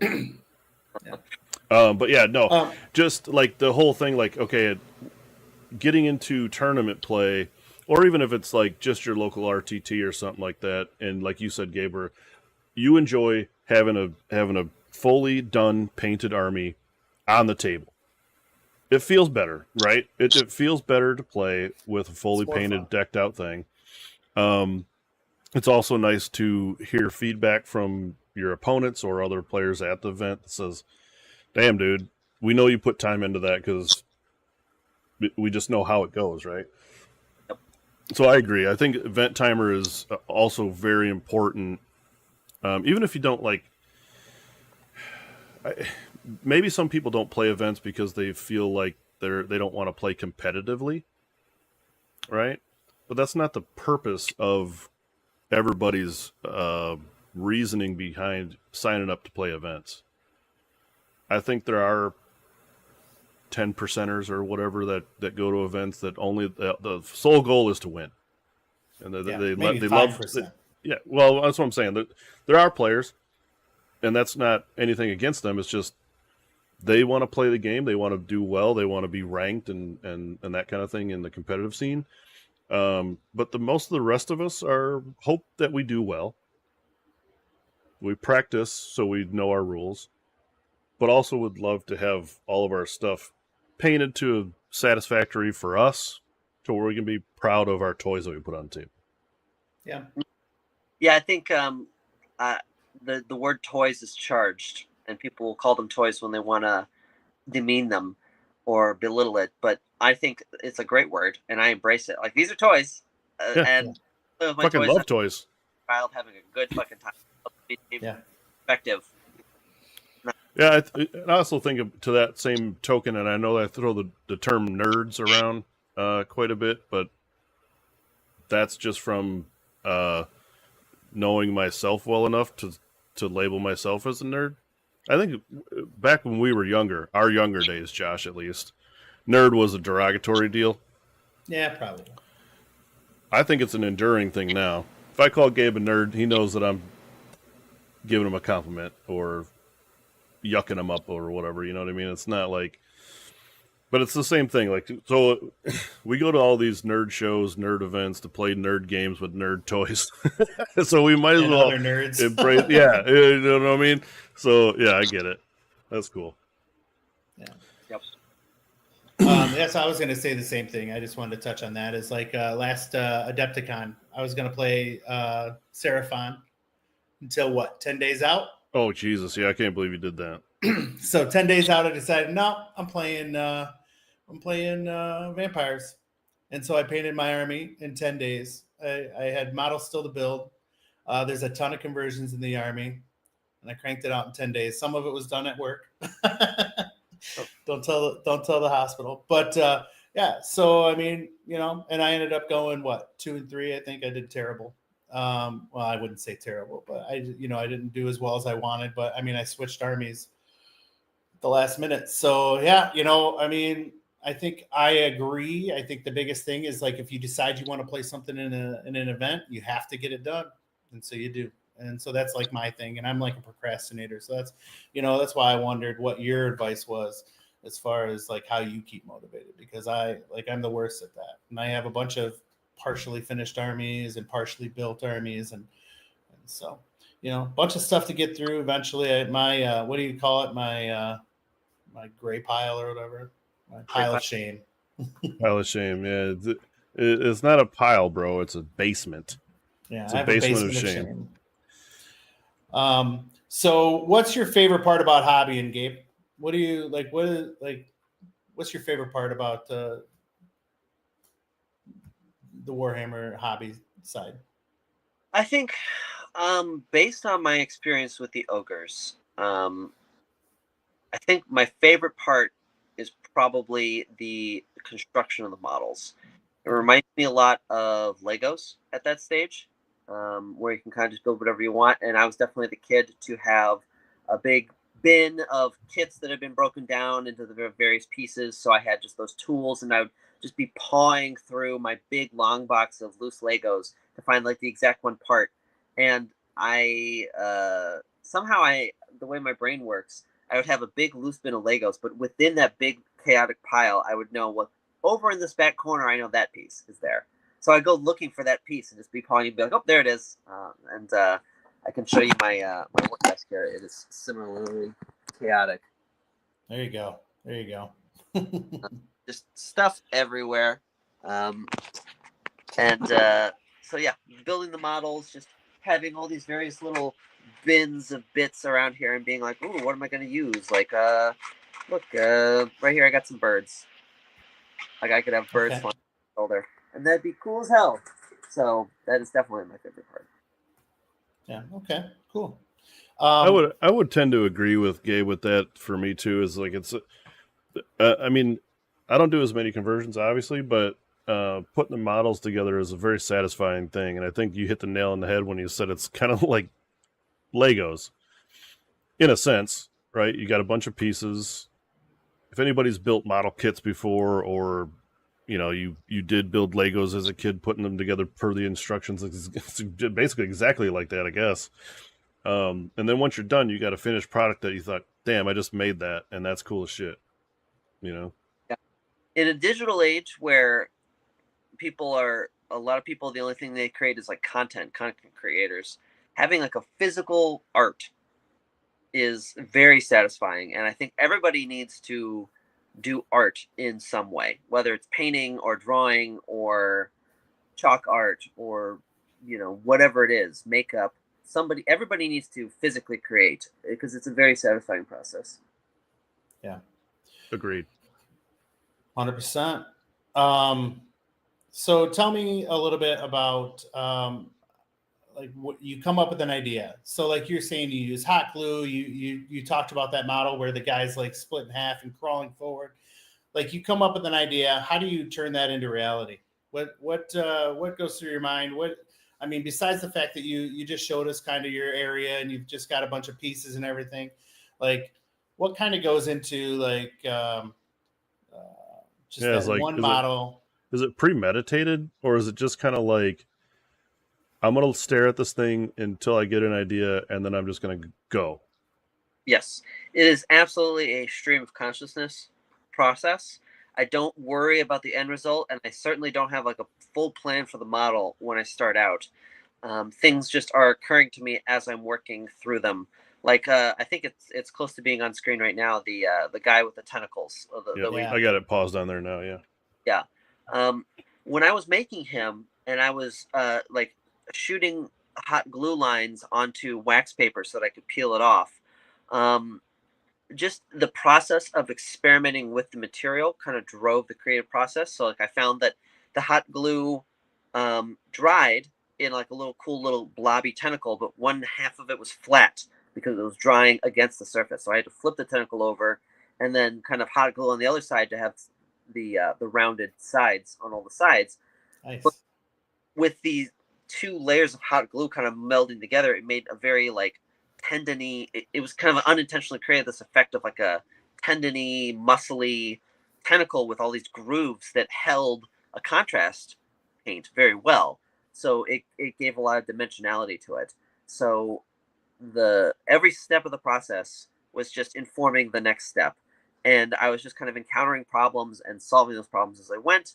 Like, like this guy needs a lot of filling around his torso. I need like the brown, you can see the terracotta, you can see in there's milliput, and I'm like, well, he needs kind of like the exploded, like his little leftover bits that aren't there because normally the model is together.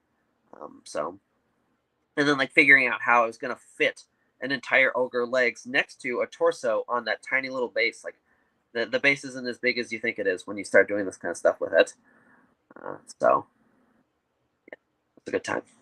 Yeah, I love that idea. I mean, it's just like, that's what I mean about like the creative mind. When you sit down and do a project, kudos to you for for going, you know what, I'm just gonna fucking rip this dude apart. I'm gonna sit him here on my desk.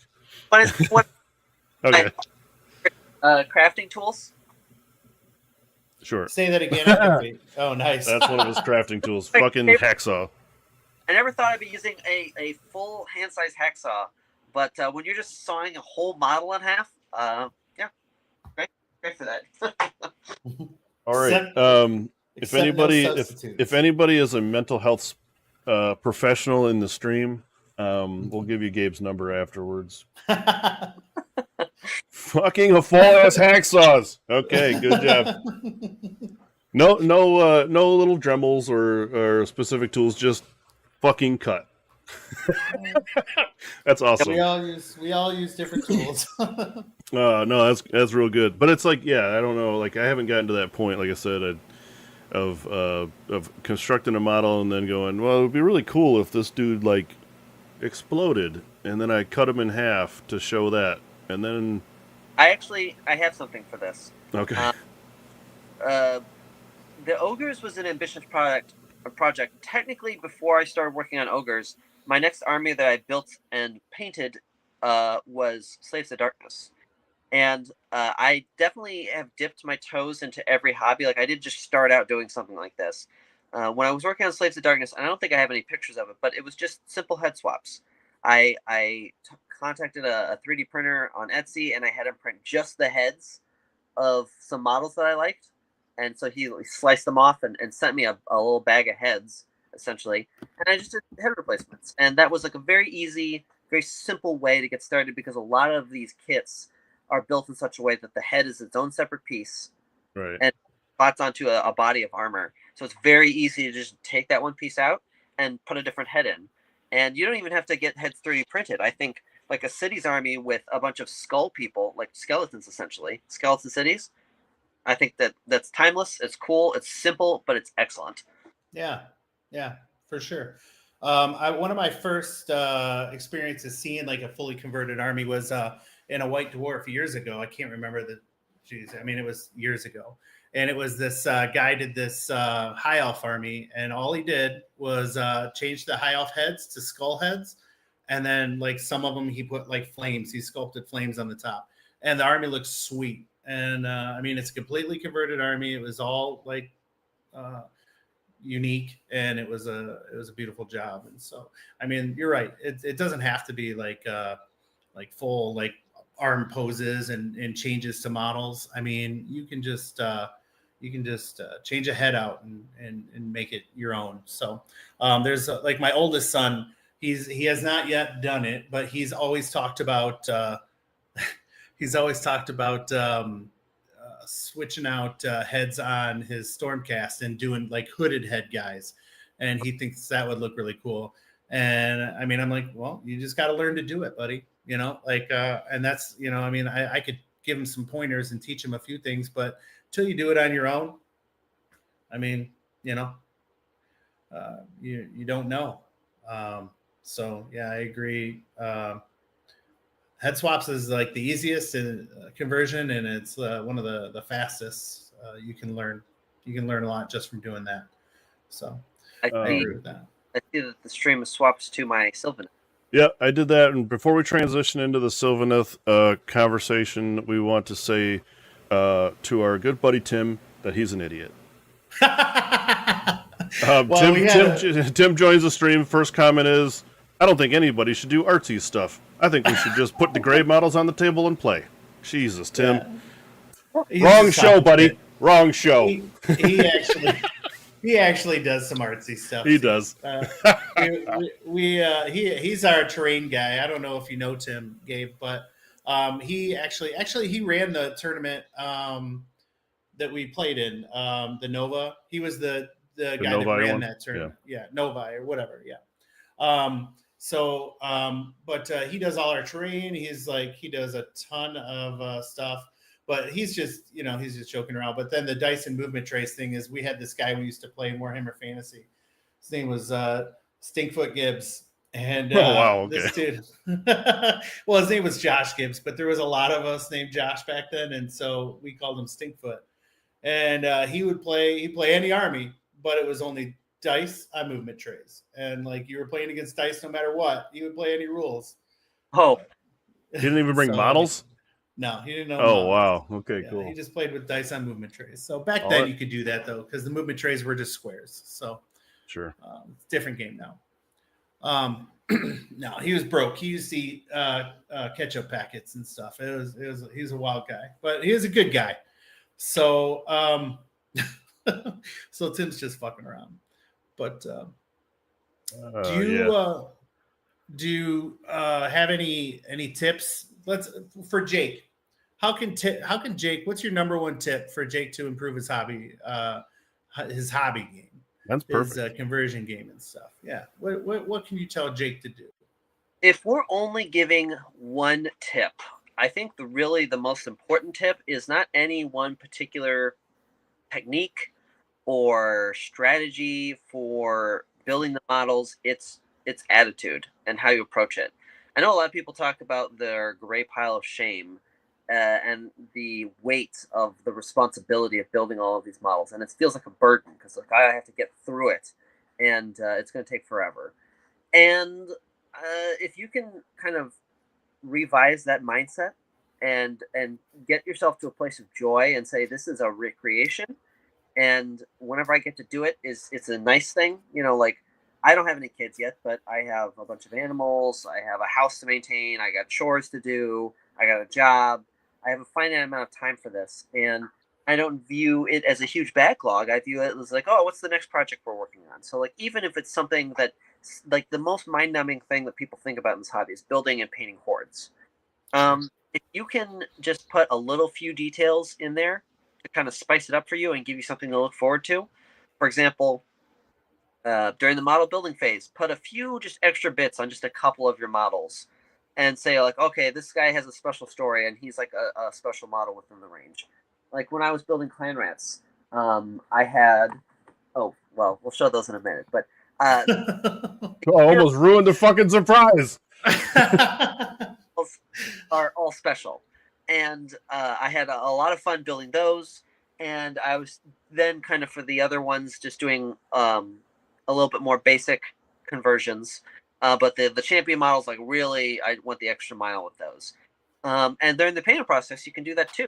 I know people love to have their armies match, but you could have like a slightly different color of the cloak for the champion models, or maybe you in your head you have a scheme that you're doing, or like cities, any of the kind of the knight armies, like Soulblight Glaive Lords, Feck, Cities, Stormcast Eternals, Slaves of Darkness. You can have like heraldry, like each knight has their own kind of special thing, and I think it'll be cohesive if that's something you care about, while also kind of having fun with each model on a model by model case. So my one tip would be to don't view it as a burden, don't view it as something you have to get through. Just enjoy it for what it is, which is a fun hobby. I think that's easy. Once you have an army that's built and ready to roll, you want to play in events. So like your first army, you want to get it done so you can go to events and enjoy that thing and see all your friends and play games. And then after you have one army that okay, no matter what, if I'm going to an event, I have this army. Then you can put a lot more time into your next army, and down the line, you could do some of those things. And it's kind of similar to what you were describing, where you had your ghosts, you built them there, you made some small changes, but mostly, it was mostly paint changes. And then you had that you could play with, and then you got into other armies, and you've made changes since then to all your different models and grown in that way. I think that is definitely probably something for me anyways, that makes it easier. Me and Jake just are really into going to events and really into playing in tournaments and seeing all of the people we've played and like building that relationship as well as just the game. And so like in order to do that, you have to have your first painted army. Yeah. And so I think maybe for Jake, his next army is going to be all conversions, and it's going to be freaking sweet. Well, Yeah, I mean, like, yeah. If I had a second backup tip, just be recognize and commit to the process of continual improvement. So like you're always learning, you're always growing, you're always evolving with this. So don't just view that horde you're building as like, oh, I gotta get through this. See if you can figure out a way of batch or models in a way that works faster for you.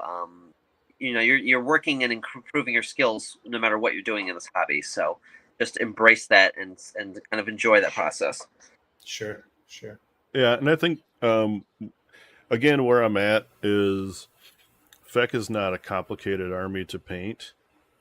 There's 90% of the models are skin and bones, right? It's not like there was a bunch of different ways to go about doing it unless you wanted to have a variance in skin color, right? I guess.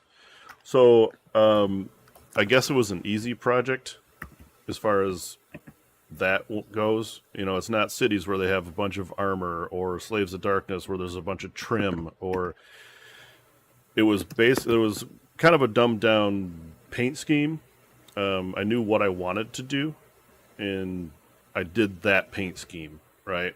But there wasn't like it didn't really lend itself to, oh, I'm gonna take all these dudes and I'm gonna put armor on all of them, or something like that, or it was real drastic. I do have a couple models where I've done. I think all the time in my mind when I think about Feck and their lore and stuff is they think they're regal, right? They think they're Bretonians. Yeah, so to that aspect, I just thought, how cool is it if they were like fighting Stormcast and start taking their armor and weapons and putting them on themselves and going, this is me. I am this guy. I am, right? So there are a few models where I've put some leftover Stormcast bits on, some shoulder pads and some weapons like hanging off their hips and stuff like that, to where they would just collect things after a battle or whatever. So there's not a lot of it. There's some, but that was the one idea I did have. So there are some things, even like on the Usharan that I finished up. He does have a big custom base with a bunch of skulls and bones and stuff. But also, there's some Stormcast helmets and some shields and stuff at his feet, kind of thing. So, anyways, that's kind of my extent of it. I did do some bits, adding bits, but not so much like there's no green stuff or things where I've had to cut up any models yet. So, but that'll come with another project, I'm sure.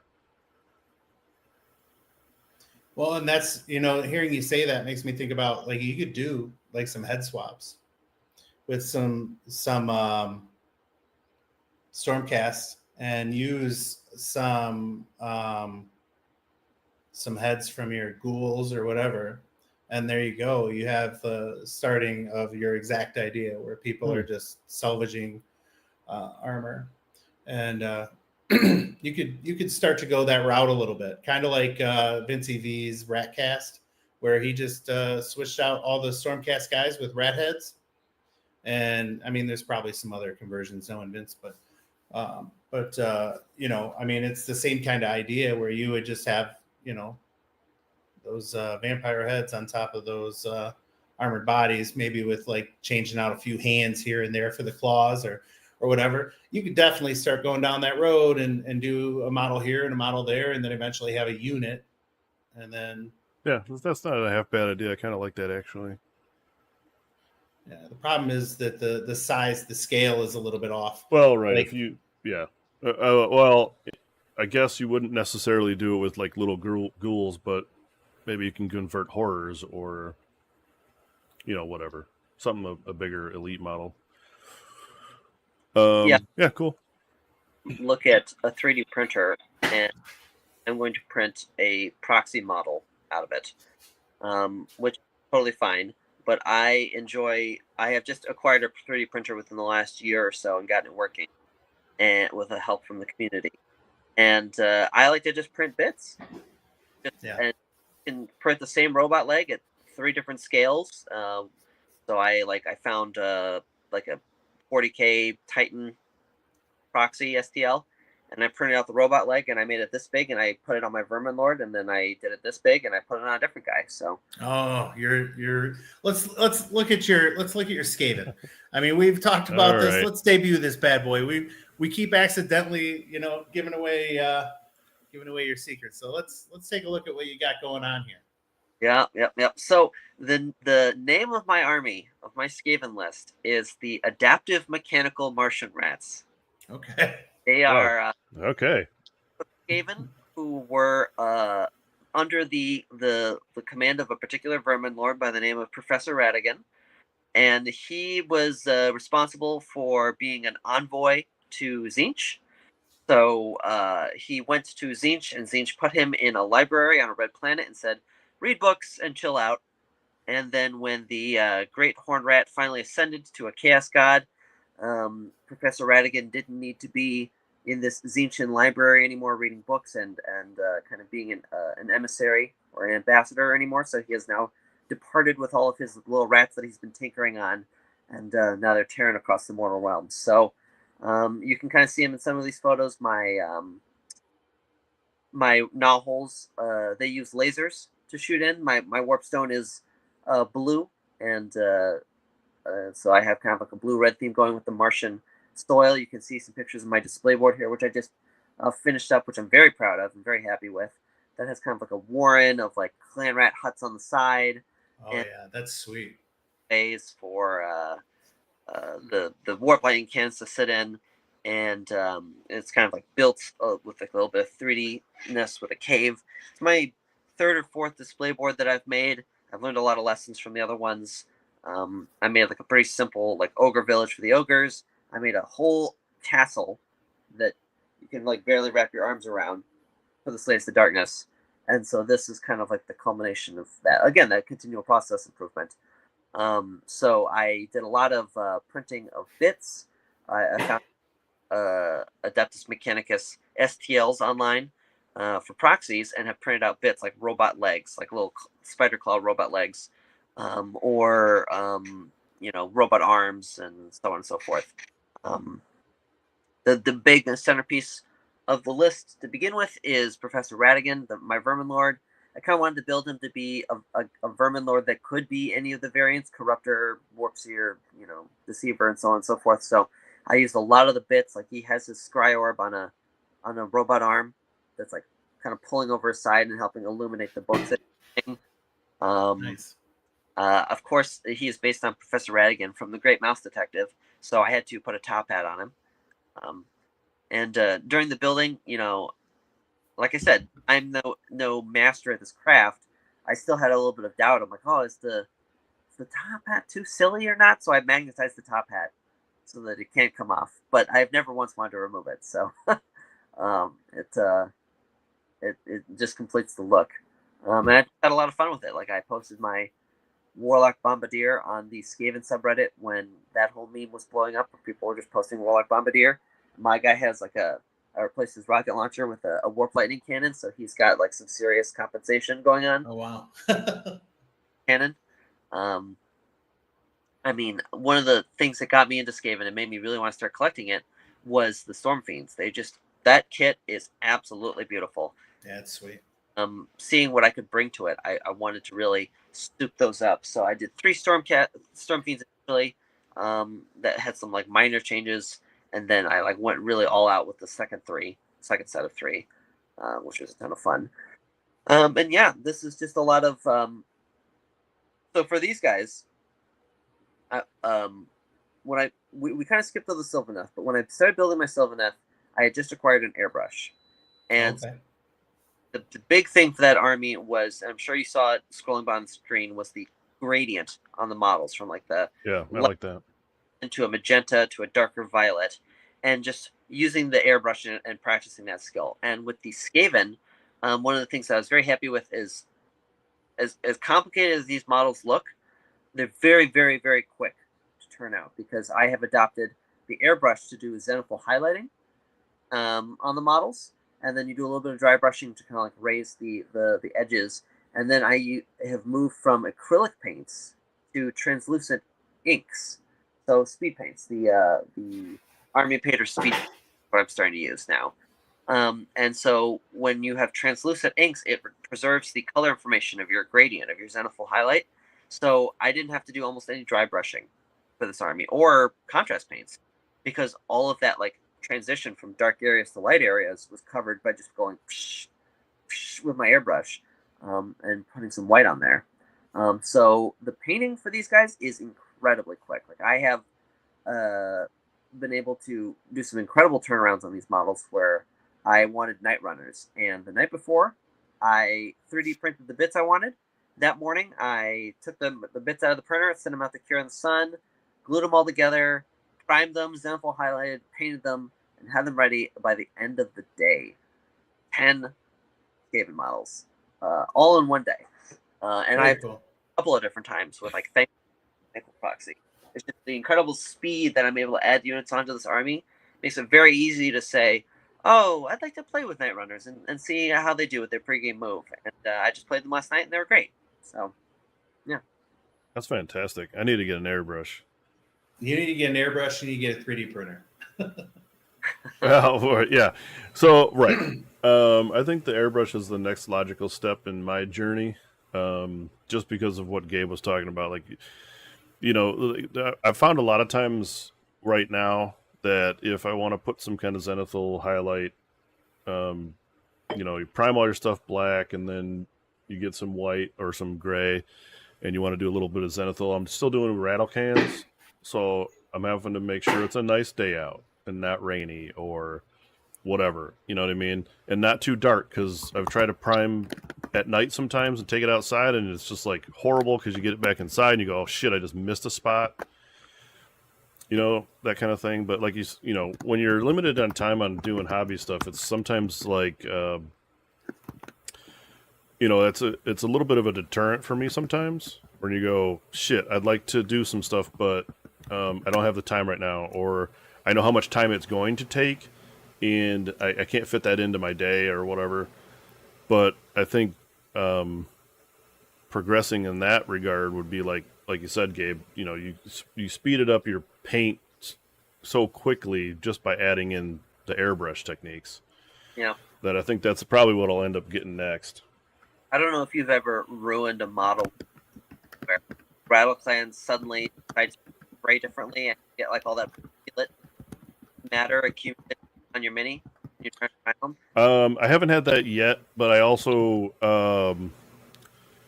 like I'll go like an extra step and like put my rattle can in a sink of hot water, you know, prior to doing that, because I saw that tip on somebody's YouTube show one time that you warm up the can, then you shake the shit out of it so you don't get those little splatters that might be caught up, or like, you know, you didn't break up all the paint or something like that.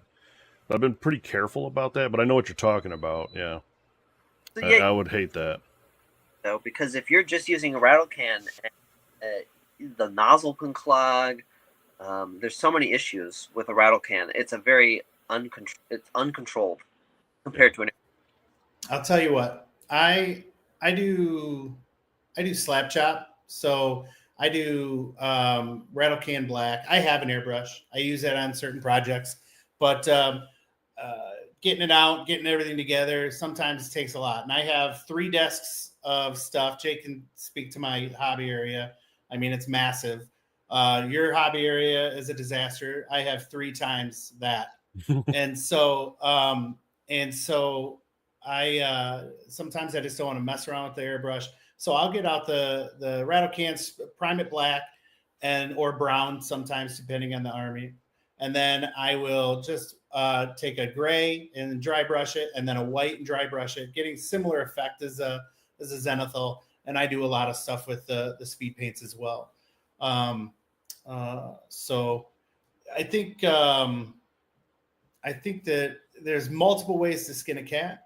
And I think that whatever works best for you is just what you got to do. But I think that there's nothing that looks nicer than if you're good with an airbrush, there's nothing that looks nicer than an airbrushed army. Yeah, I do. Right. I agree with that too. And there is a skill that, I guess if you get yourself to a point where you can paint really well, and airbrush is a tool that you're going to utilize quite a bit, I would imagine. The thing that only comes to my mind right now is like, and you've seen it too last week, a week before, when we went to Jeff's event, the Justin's Troll Army.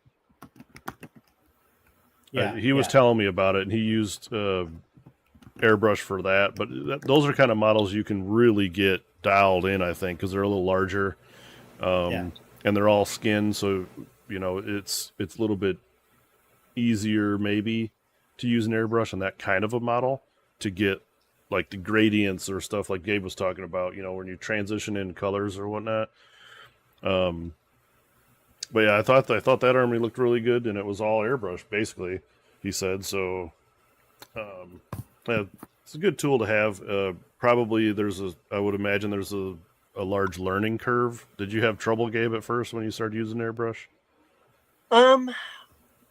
The learning to use an airbrush was a joyful process. The part that was a big learning curve for me was figuring out how to use an airbrush without immediately clogging it.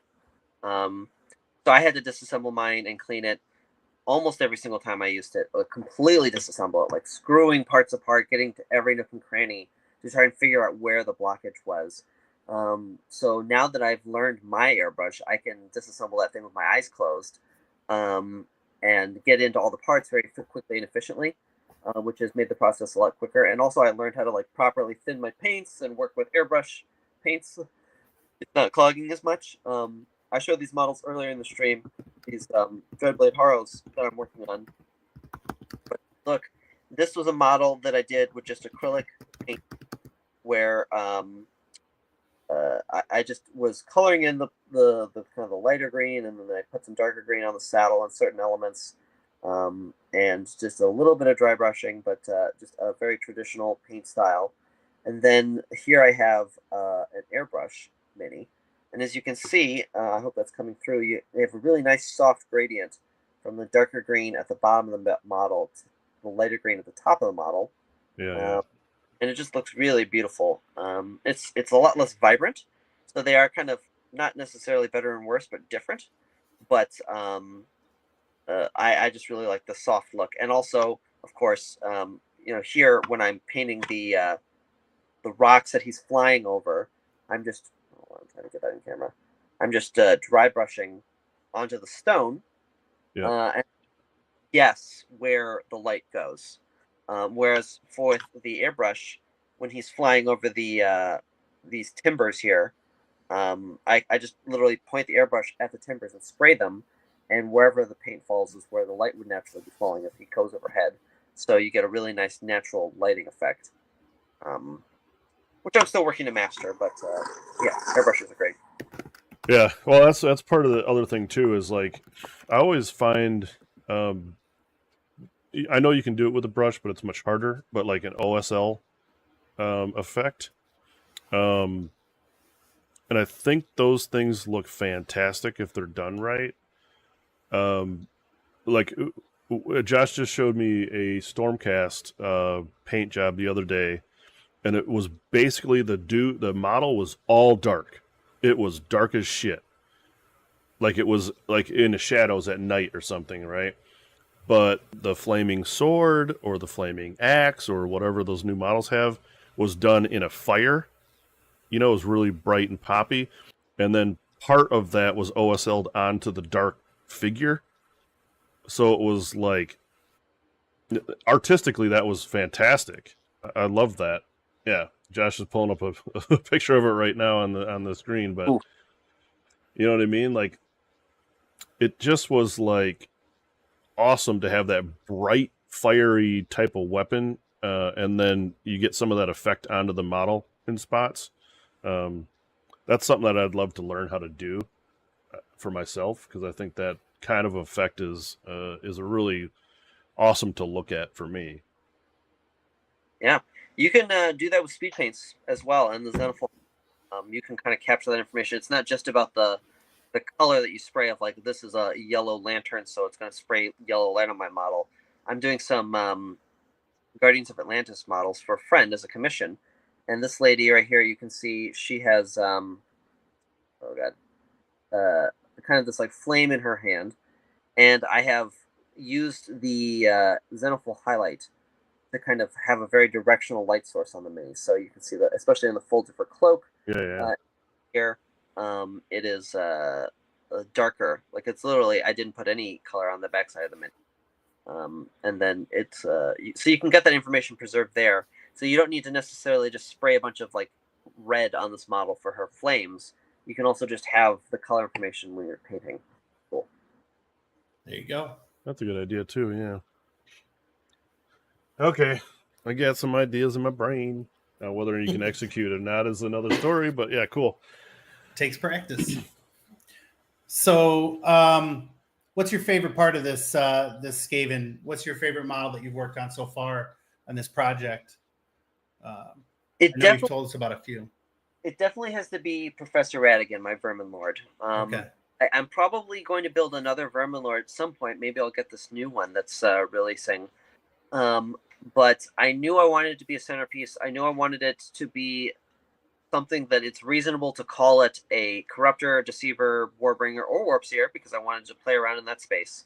Sure. And what always sucks when you have like your Kurnoth with bows, and you can only build them one way, and you say, okay, well, these guys are Scythe guys today, I guess, because I didn't want to try and magnetize like 6 different parts of these guys to get the different weapon options on. Yeah. So he has like a robot arm in the back that has like a Warbringer blade. I'm going to have the Deceiver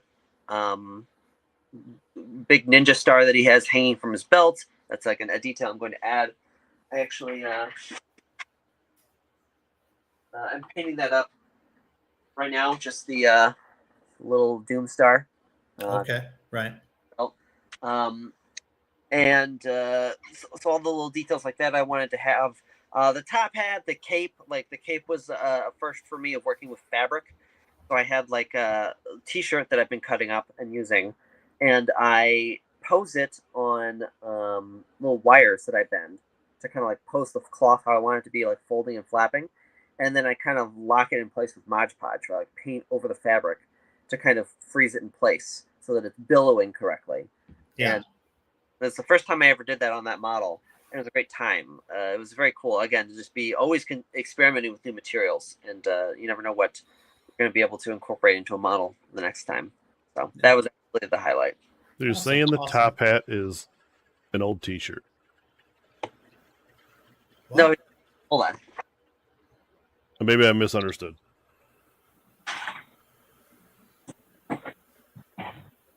Damn it, I made Gabe run away. He's gone. All right.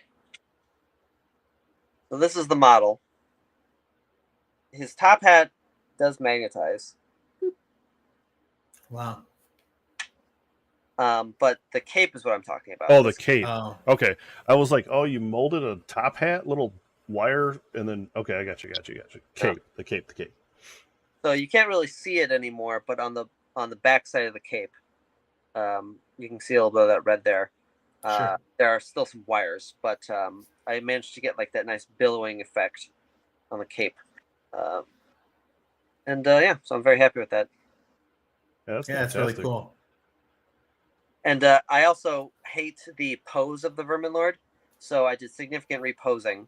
I kind of split his tails the way they kind of curve and like loop and bend. I never thought it was cool, so I gave him 4 tails instead of 2, and kind of splitting off from the back there, you can see. And then he's got some of the blades that I use in other places in my army. So there's this warp stilettos. So yeah. Okay. Yeah, that's a great looking model. Awesome conversion, and I'm confident that you're going to get a lot of compliments on that when you debut it at a tournament. It's yes. Yeah, so really nice I guess the next question is, where are we going to see this at, Gabe? So I was talking about bringing Nagash to this RTT that you guys have going, but I think I just have to bring the Skaven because the army is.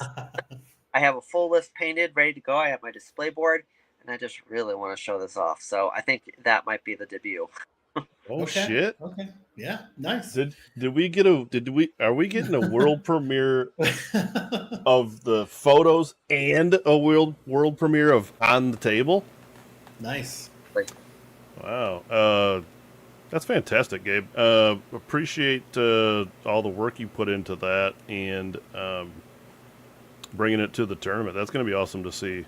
I mean, I think always when we do stuff like this too, because we've taken pictures of our own stuff and send it to our buddies, right, and stuff, and you go, dude, check this out, and then someone goes, yeah, it's okay. Until you see the stuff in person, it's the photos really doesn't do a lot of stuff justice. And I know it's a little bit harder on here because it's a little, in a quarter of the screen and stuff or whatever. But even blowing these up, because I blew these up full screen when I was looking through them, you can tell that they're cool. But even having the models like in your hand is going to be over and above what a photo can do for it. So I'm excited to see this for sure. Yeah. And I'm a big display board guy, so I'm excited about that as well. I haven't had the opportunity to put the kind of work I want to into a display board, but I love to see them. I think that they make an army amazing, at a tournament. Like having a great painted army is cool, but having it on a display that looks really cool is also really, really important. I'm sorry, I didn't mean to cut you off. I just wanted to point that out. No, I was just going to say thank you for the praise. I appreciate that. I don't do it for the praise, but it sure is nice. Like getting those 1 or 2 emojis when you post your pictures in the Discord and right. Yeah. It's funny. I was laughing about this. I posted this Vermin Lord. I just showed you him. I'm very proud of him.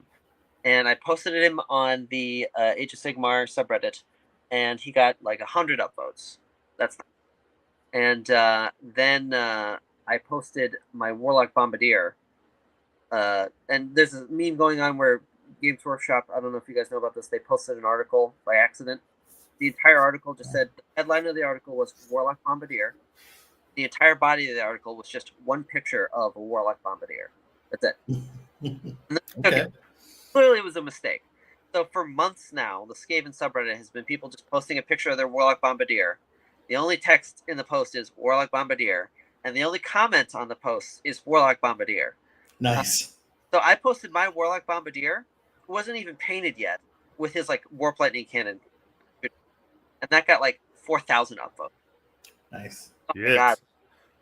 40, 100 times, whatever the Vermin Lord that I put all this effort into. So you can't control the internet. You can't control people. But if you're doing it for yourself, it's okay. Yeah. Yeah. There you go. I mean, did it have some of that, like, both like a double-bladed sword, right? It was like, cool, you guys like this conversion that I'm not even done with, and it's on a small little idiot.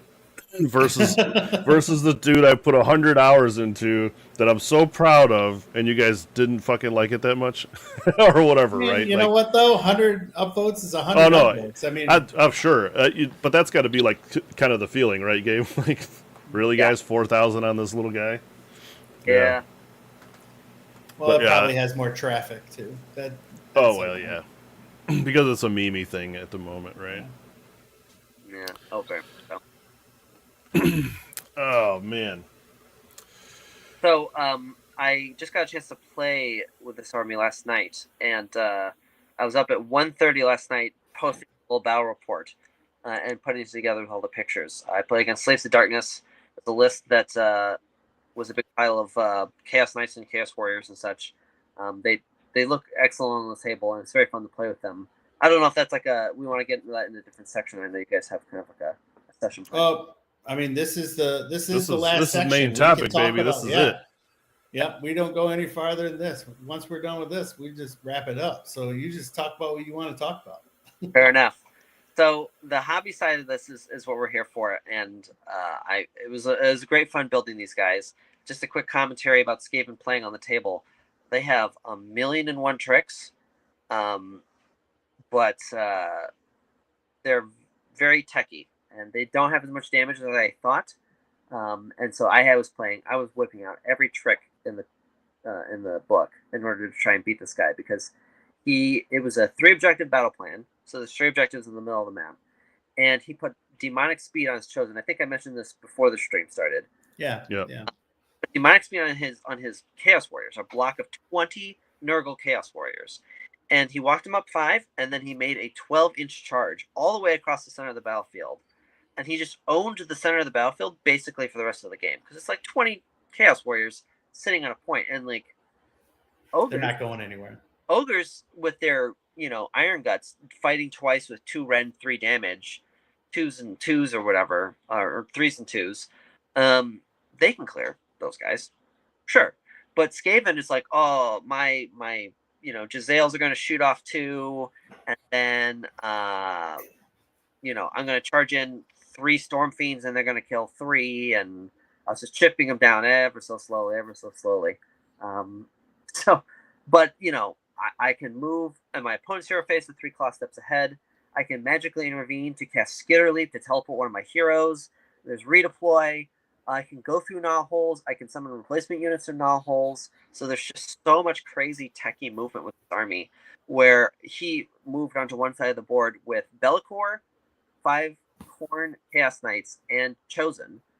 And I'm like, okay, you just own that side of the board. It's yours. You can have it. And I moved my whole army to the other side of the board. And within a turn, all my key units were like 25 inches away from all of that business that he had over there. And it was essentially useless because he was controlling a point for free, Yeah. Charged my Vermin Lord Deceiver with the Chaos Knights and the Chosen, and he failed his 4-up to teleport away. But then he succeeded on his 3-up to scurry away, which is the heroic trait. So he just ran away from all that. He's just like, oh, goodbye.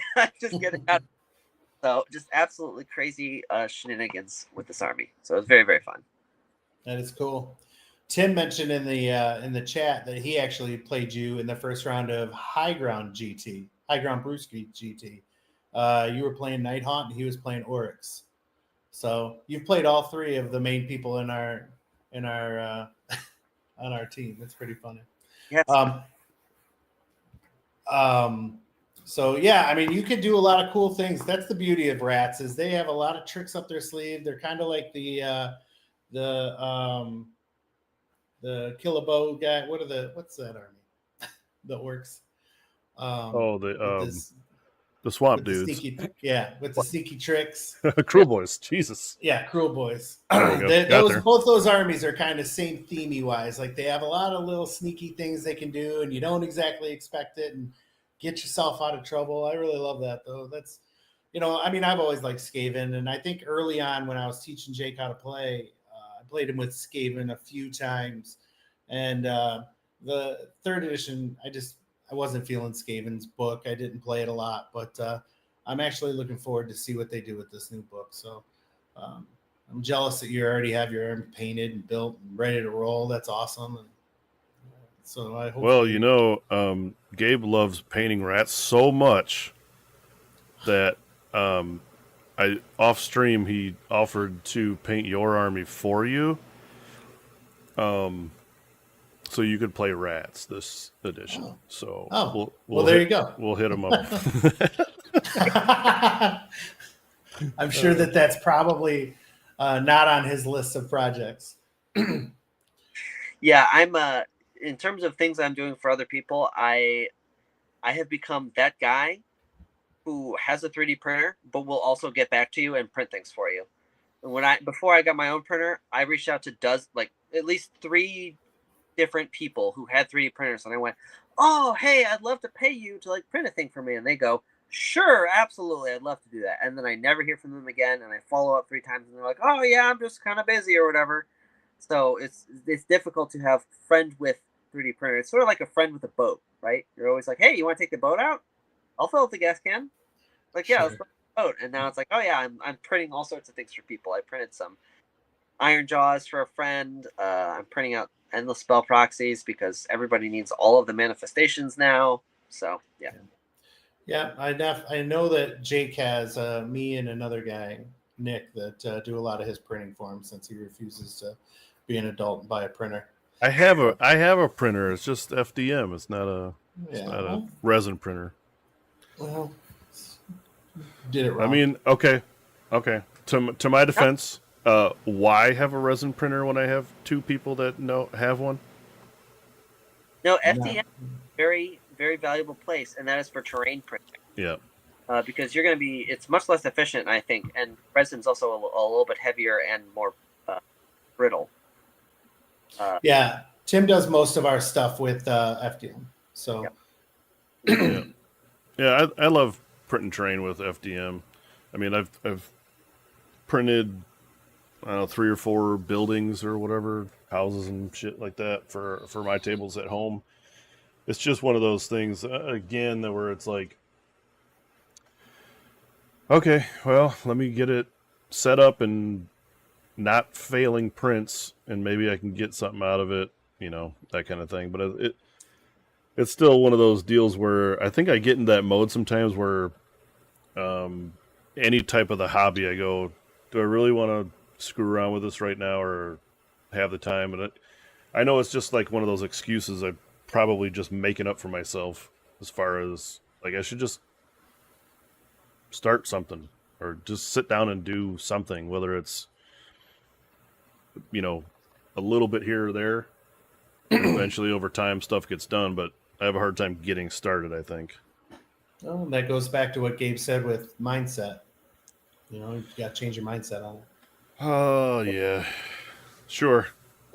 Very in the scant hours of free time that you have to just doom scroll or just put something on the TV because it's relaxing and it's easy. And it is a lot of work to get set up with any of it. I gotta get all my paint, I gotta get my water cups filled, I gotta, do this, that, and the other thing. Like I totally understand that. So it's not bad in any way, but it is it's one of those things where you sort of forget how satisfying it is until you're doing it, and then you get started, and you're like, oh yeah, this is great. This is great. Yeah, well, that's I think that's a lot of the. It's probably the only really hurdle I have is just going, okay, I'm doing this today, and sitting down and doing it. Whereas, like, because when I get into it, like the same with all of our, once you sit down at the desk and you're starting to hobby, you lose hours because, you know what I mean? It's not like a task; it's fun, and then all of a sudden it's 3 a.m. and I'm like, oh shit, I'm gonna get 2 hours of sleep before I gotta go to work tomorrow or whatever. So, yeah, I know how it like getting into the chair is the hardest part. I think for me, probably. Yep, absolutely. It's the hardest step. All right. Well, probably a little long on the show today, but I appreciate you hanging out, Gabe. I loved your insight on your hobby because I think it's relatable. I think that you've shown significant progress from when you first started the hobby to where you're at now. Whereas some of us kind of just plateau and it's like, as long as I paint my stuff, I'm fine. But you've gone the extra step because if you've had these ideas and then you've made them reality via your conversions or paint scheme or your display boards. And I think that's fantastic, man. This kind of stuff I love to see, especially like when we go to events and you walk around and looking at people's armies. I mean, everybody does that, right? Like you go to an event and you literally just walk around looking at stuff because you're like so excited to see other people's ideas that they've created, or like maybe you're trying to get ideas for yourself, but art's pretty visual, you know what I mean? So it's like, oh, that shit right there, that army, that's a cool idea, and I want to do that someday, or take a piece from that or an idea or whatever, and incorporate it into your own project. And I think the stuff that you've created, Gabe, really lends to that. Like when you take it to an event, someone's going to come up to you and be like, dude, that's fucking sweet. I love that. How did you do that? I want to do this myself. That kind of thing. And I'm sure that, because I would feel the same way as if I've had compliments on my paint, which I feel like it's okay for myself, but I do like hearing that, you know what I mean? Where it's like, I did put some time into that, right? And you like to feel like someone else recognizes that and at least tells you like, dude, I like that. That's a good job. I like that paint job. So, yeah, I will say as just a commentary about the hobby, especially with painting competitions, I think that there is very strong focus on paint jobs and paint quality. And obviously people put a ton of effort into that. And there's all sorts of techniques that we didn't even talk about with painting to make it beautiful. The zenithal highlight speed paint approach I have with the Skaven, it's very fast, but it's not like the heights of paint quality. But if I had one hope for the hobby, it would be to kind of broaden that side. Instead of saying paint competition, call it a hobby competition, and so you can get a more holistic look. I've had twice this has happened to me. I've had judges come up to me after the armies are on parade, and they say to me, your army is built and it looks amazing. This is so cool, but your paint jobs are not that great, so you're never going to win. And I've had tell me that to my face, and I'm like, oh, well, okay. Yeah, get bent, nerd. Yeah, that's what I say. Kick rocks, bitch. So, yeah, that sucks. I mean, in the same sense, you're already doing something that most people or many people can't do with your conversions, and you can get better with your paint, And if you take the time and you're like, all right, I'm gonna fucking show these bitches. I'm gonna put some extra effort into this next army, and I'm gonna paint this thing, like at the highest quality. And then you can be like, yeah, well, I could do that too. I just didn't want to in those other times. And I just like playing the game, and I'm here, because I enjoy doing the modeling part. Yeah. Nothing wrong with that, because everybody gets into this for whatever they want to do. You know, I mean, I started playing games when I was like a teenager, and I mean, like I said, I've been playing since like second edition Warhammer Fantasy back when me and Tim back in the day, and I've gone all the way through, and I mean, I've been in this thing for different reasons at different times in my life, you know, and so like you don't have to. I mean, as long as you're happy, fuck everybody else. You know, that's the bottom line. On that note, I feel like I've kind of mainly plateaued with my painting skill, and I'm happy. Like I don't need to like screw all the other stuff. Like if I am happy with the paint job, I'm focusing on other parts of the hobby. So exactly what you spoke. Like it's good for me. Let's just think. Well, I'm not painting this for you. I'm building it for me. Yeah, I think that's overall the problem with the stuff at events, especially, is when you have a painting contest. It's hard to justify what's better versus something else, because art's so subjective. It depends on who the paint judge is. It depends on the rubric that they've come up with. If it's weighted really heavy into like all types of paint categories and not enough hobby category, your score is skewed a little bit. So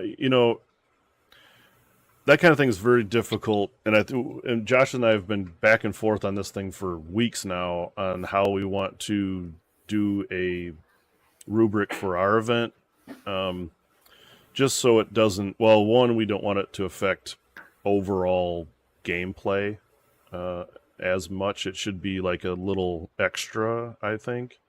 Mm-hmm. There's a painting competition, sure, the hobby aside, right? There's a best painted army or whatever that we're going to do, but we also don't want it to affect like anybody's actual game performance, you know, where you have someone that's, you know, I don't know, like 5th to 10th, and then jump up into second place because of a high hobby score. Yeah, it's you know what I mean. There's that kind of weird balance where you got to put it in there. Yeah, it's a gate, because if I just happen to have more time on my hands and I can put more make beautiful models, that is completely separate from piloting a list for sure. Sure. Yep. So yeah, I mean, there's a weird balance when we're, like I said, when we're talking about that kind of stuff for an event. But as far as a hobby competition goes, and if like, you know, some people just come to events to try to win or display their army and have a chance to win an award for best painted, right? People just do that. They bring a beautiful painted army that they've spent hundreds of hours painting. They'll play their 5 games, but they're not real concerned about like winning the games. They're just there to display their art. And you know, we've been to enough events between all of us that you go, okay, some people really came. It was real evident in Adepticon, where some of that shit was outrageously good, right? And you go, sure, I can see why that guy won, hands down. But again, and it's still the same way. Like, okay, so Vince V was the paint judge, right? For Adepticon. Yeah. So he went around, well-known dude, trusted source, artist, but it's still subjective to him. Yeah, I mean, and you don't know where it landed, like, you know, how close maybe the judging was, because the one guy that won deserved, right? The guy that had the fully, it wasn't even converted, it was just a fully scratch-built KO army, I think it was. I mean, that was sweet. That was pretty sweet. But how do you judge that versus another excellently painted GW modeled army? You know, the paint. Let's say like for Vince's assessment, right? And you go, okay, he liked that one. That was the winner. But this other one, if somebody else judged, maybe that guy would have been the winner. So it's still hard to really nail down like what is great hobby. It's just going to be different in everybody's eyes, you know? That's Yeah. okay. Yeah, maybe the award shouldn't be best painted. It should be best hobby. Because then it leaves it open. There's more potential for variety, and like certain things can bump you up. Yeah, but Well, Something to think about. however you guys choose to organize it, I'm sure it will be fine. It's going to be a fun time. It's going to be a great event, no matter what. Sure. And like you said, it's icing on the cake. Yep, exactly right. It's just, I mean, going and hanging with your friends and playing games is the key, and then getting to take something home is just extra fun. So, yep. All right, I think have we beat this horse? Yeah, I think so. We're at 2.5 hour mark, which is probably about what we were going to do anyway. Sure. Gabe, thanks for the time. Thanks for coming on the show and sharing your hobby story with us, sharing all your photos that you sent in. Really appreciate it. Yeah. Yeah, I think this kind of show is good for the community. You don't get a lot of outside of like the hobby guys YouTube videos aside. There's not a lot of people like coming on and showing off their own art on a talk show type of show. But we appreciate you coming on. It was great having you. A lot of good insight that you have, especially from someone that's in the mix. That's not just a YouTuber painter, or whatever. And you go to events the same as everybody else does in our community here, and you do great work. I'm excited to see the rats coming up here in August, August 24. But also excited to see what you do in the future too. Yeah, what's next? Once you pick the next project and you're like, this is the road I'm going down, and oh shit, do you have one? I do have the next. Okay. Give us a hint of what we're doing. Okay, we are getting back into Seraphon, but it is going to be an entirely 3D printed proxy army, because I want to have an entire army of turtle people. Oh, me, Gabe. Nice. All right. Sweet. All right. So I'm excited to have you back, so we can take some looks at that. Yeah, that's awesome. I might need to buy a new house before then, because I've run out of space in my current house for mom. So we'll see how that goes. All right. Once Gabe buys a new house, back on the show to debut Turtle Men. Turtle lizards. Awesome. Turtle wizard lizards. Now, is that right? That's sweet. Yeah, Turtle something like lizard. that. Awesome, man. Again, thanks, Gabe, for coming on and sharing your journey with us. I think it was a great show. Yeah. I don't know what I was going to say, but yeah, we'll see you in August, end of August here, Gabe. So that'll be fantastic to meet up with you and see the stuff in person. Again, anybody that is watching the show or would like to see any of Gabe's art, you can always join our Discord. And we have a section in there where people can post their hobby photos and stuff and have discussions as far as that goes. Do want to say a couple thanks to Gabe for not only coming on the show, but subscribing to the YouTube channel. Like and subscribe. Subscriptions. Yeah. Also, and, Tiger. Yeah. Yep. Tiger, subscribe. I think you're in our Discord, and I will post some pictures of my Slaves to Darkness on there. I know you wanted to see them earlier. Maybe Gabe's got some Slaves to Darkness too, still around that he could post on there maybe somewhere. But sorry we didn't get to show you any. He asked for it like 2 hours ago, but we were in the middle of something. So, but we'll get there. We'll get some stuff on there, and we'll. And I really like the model that you showed. So, very quickly show this.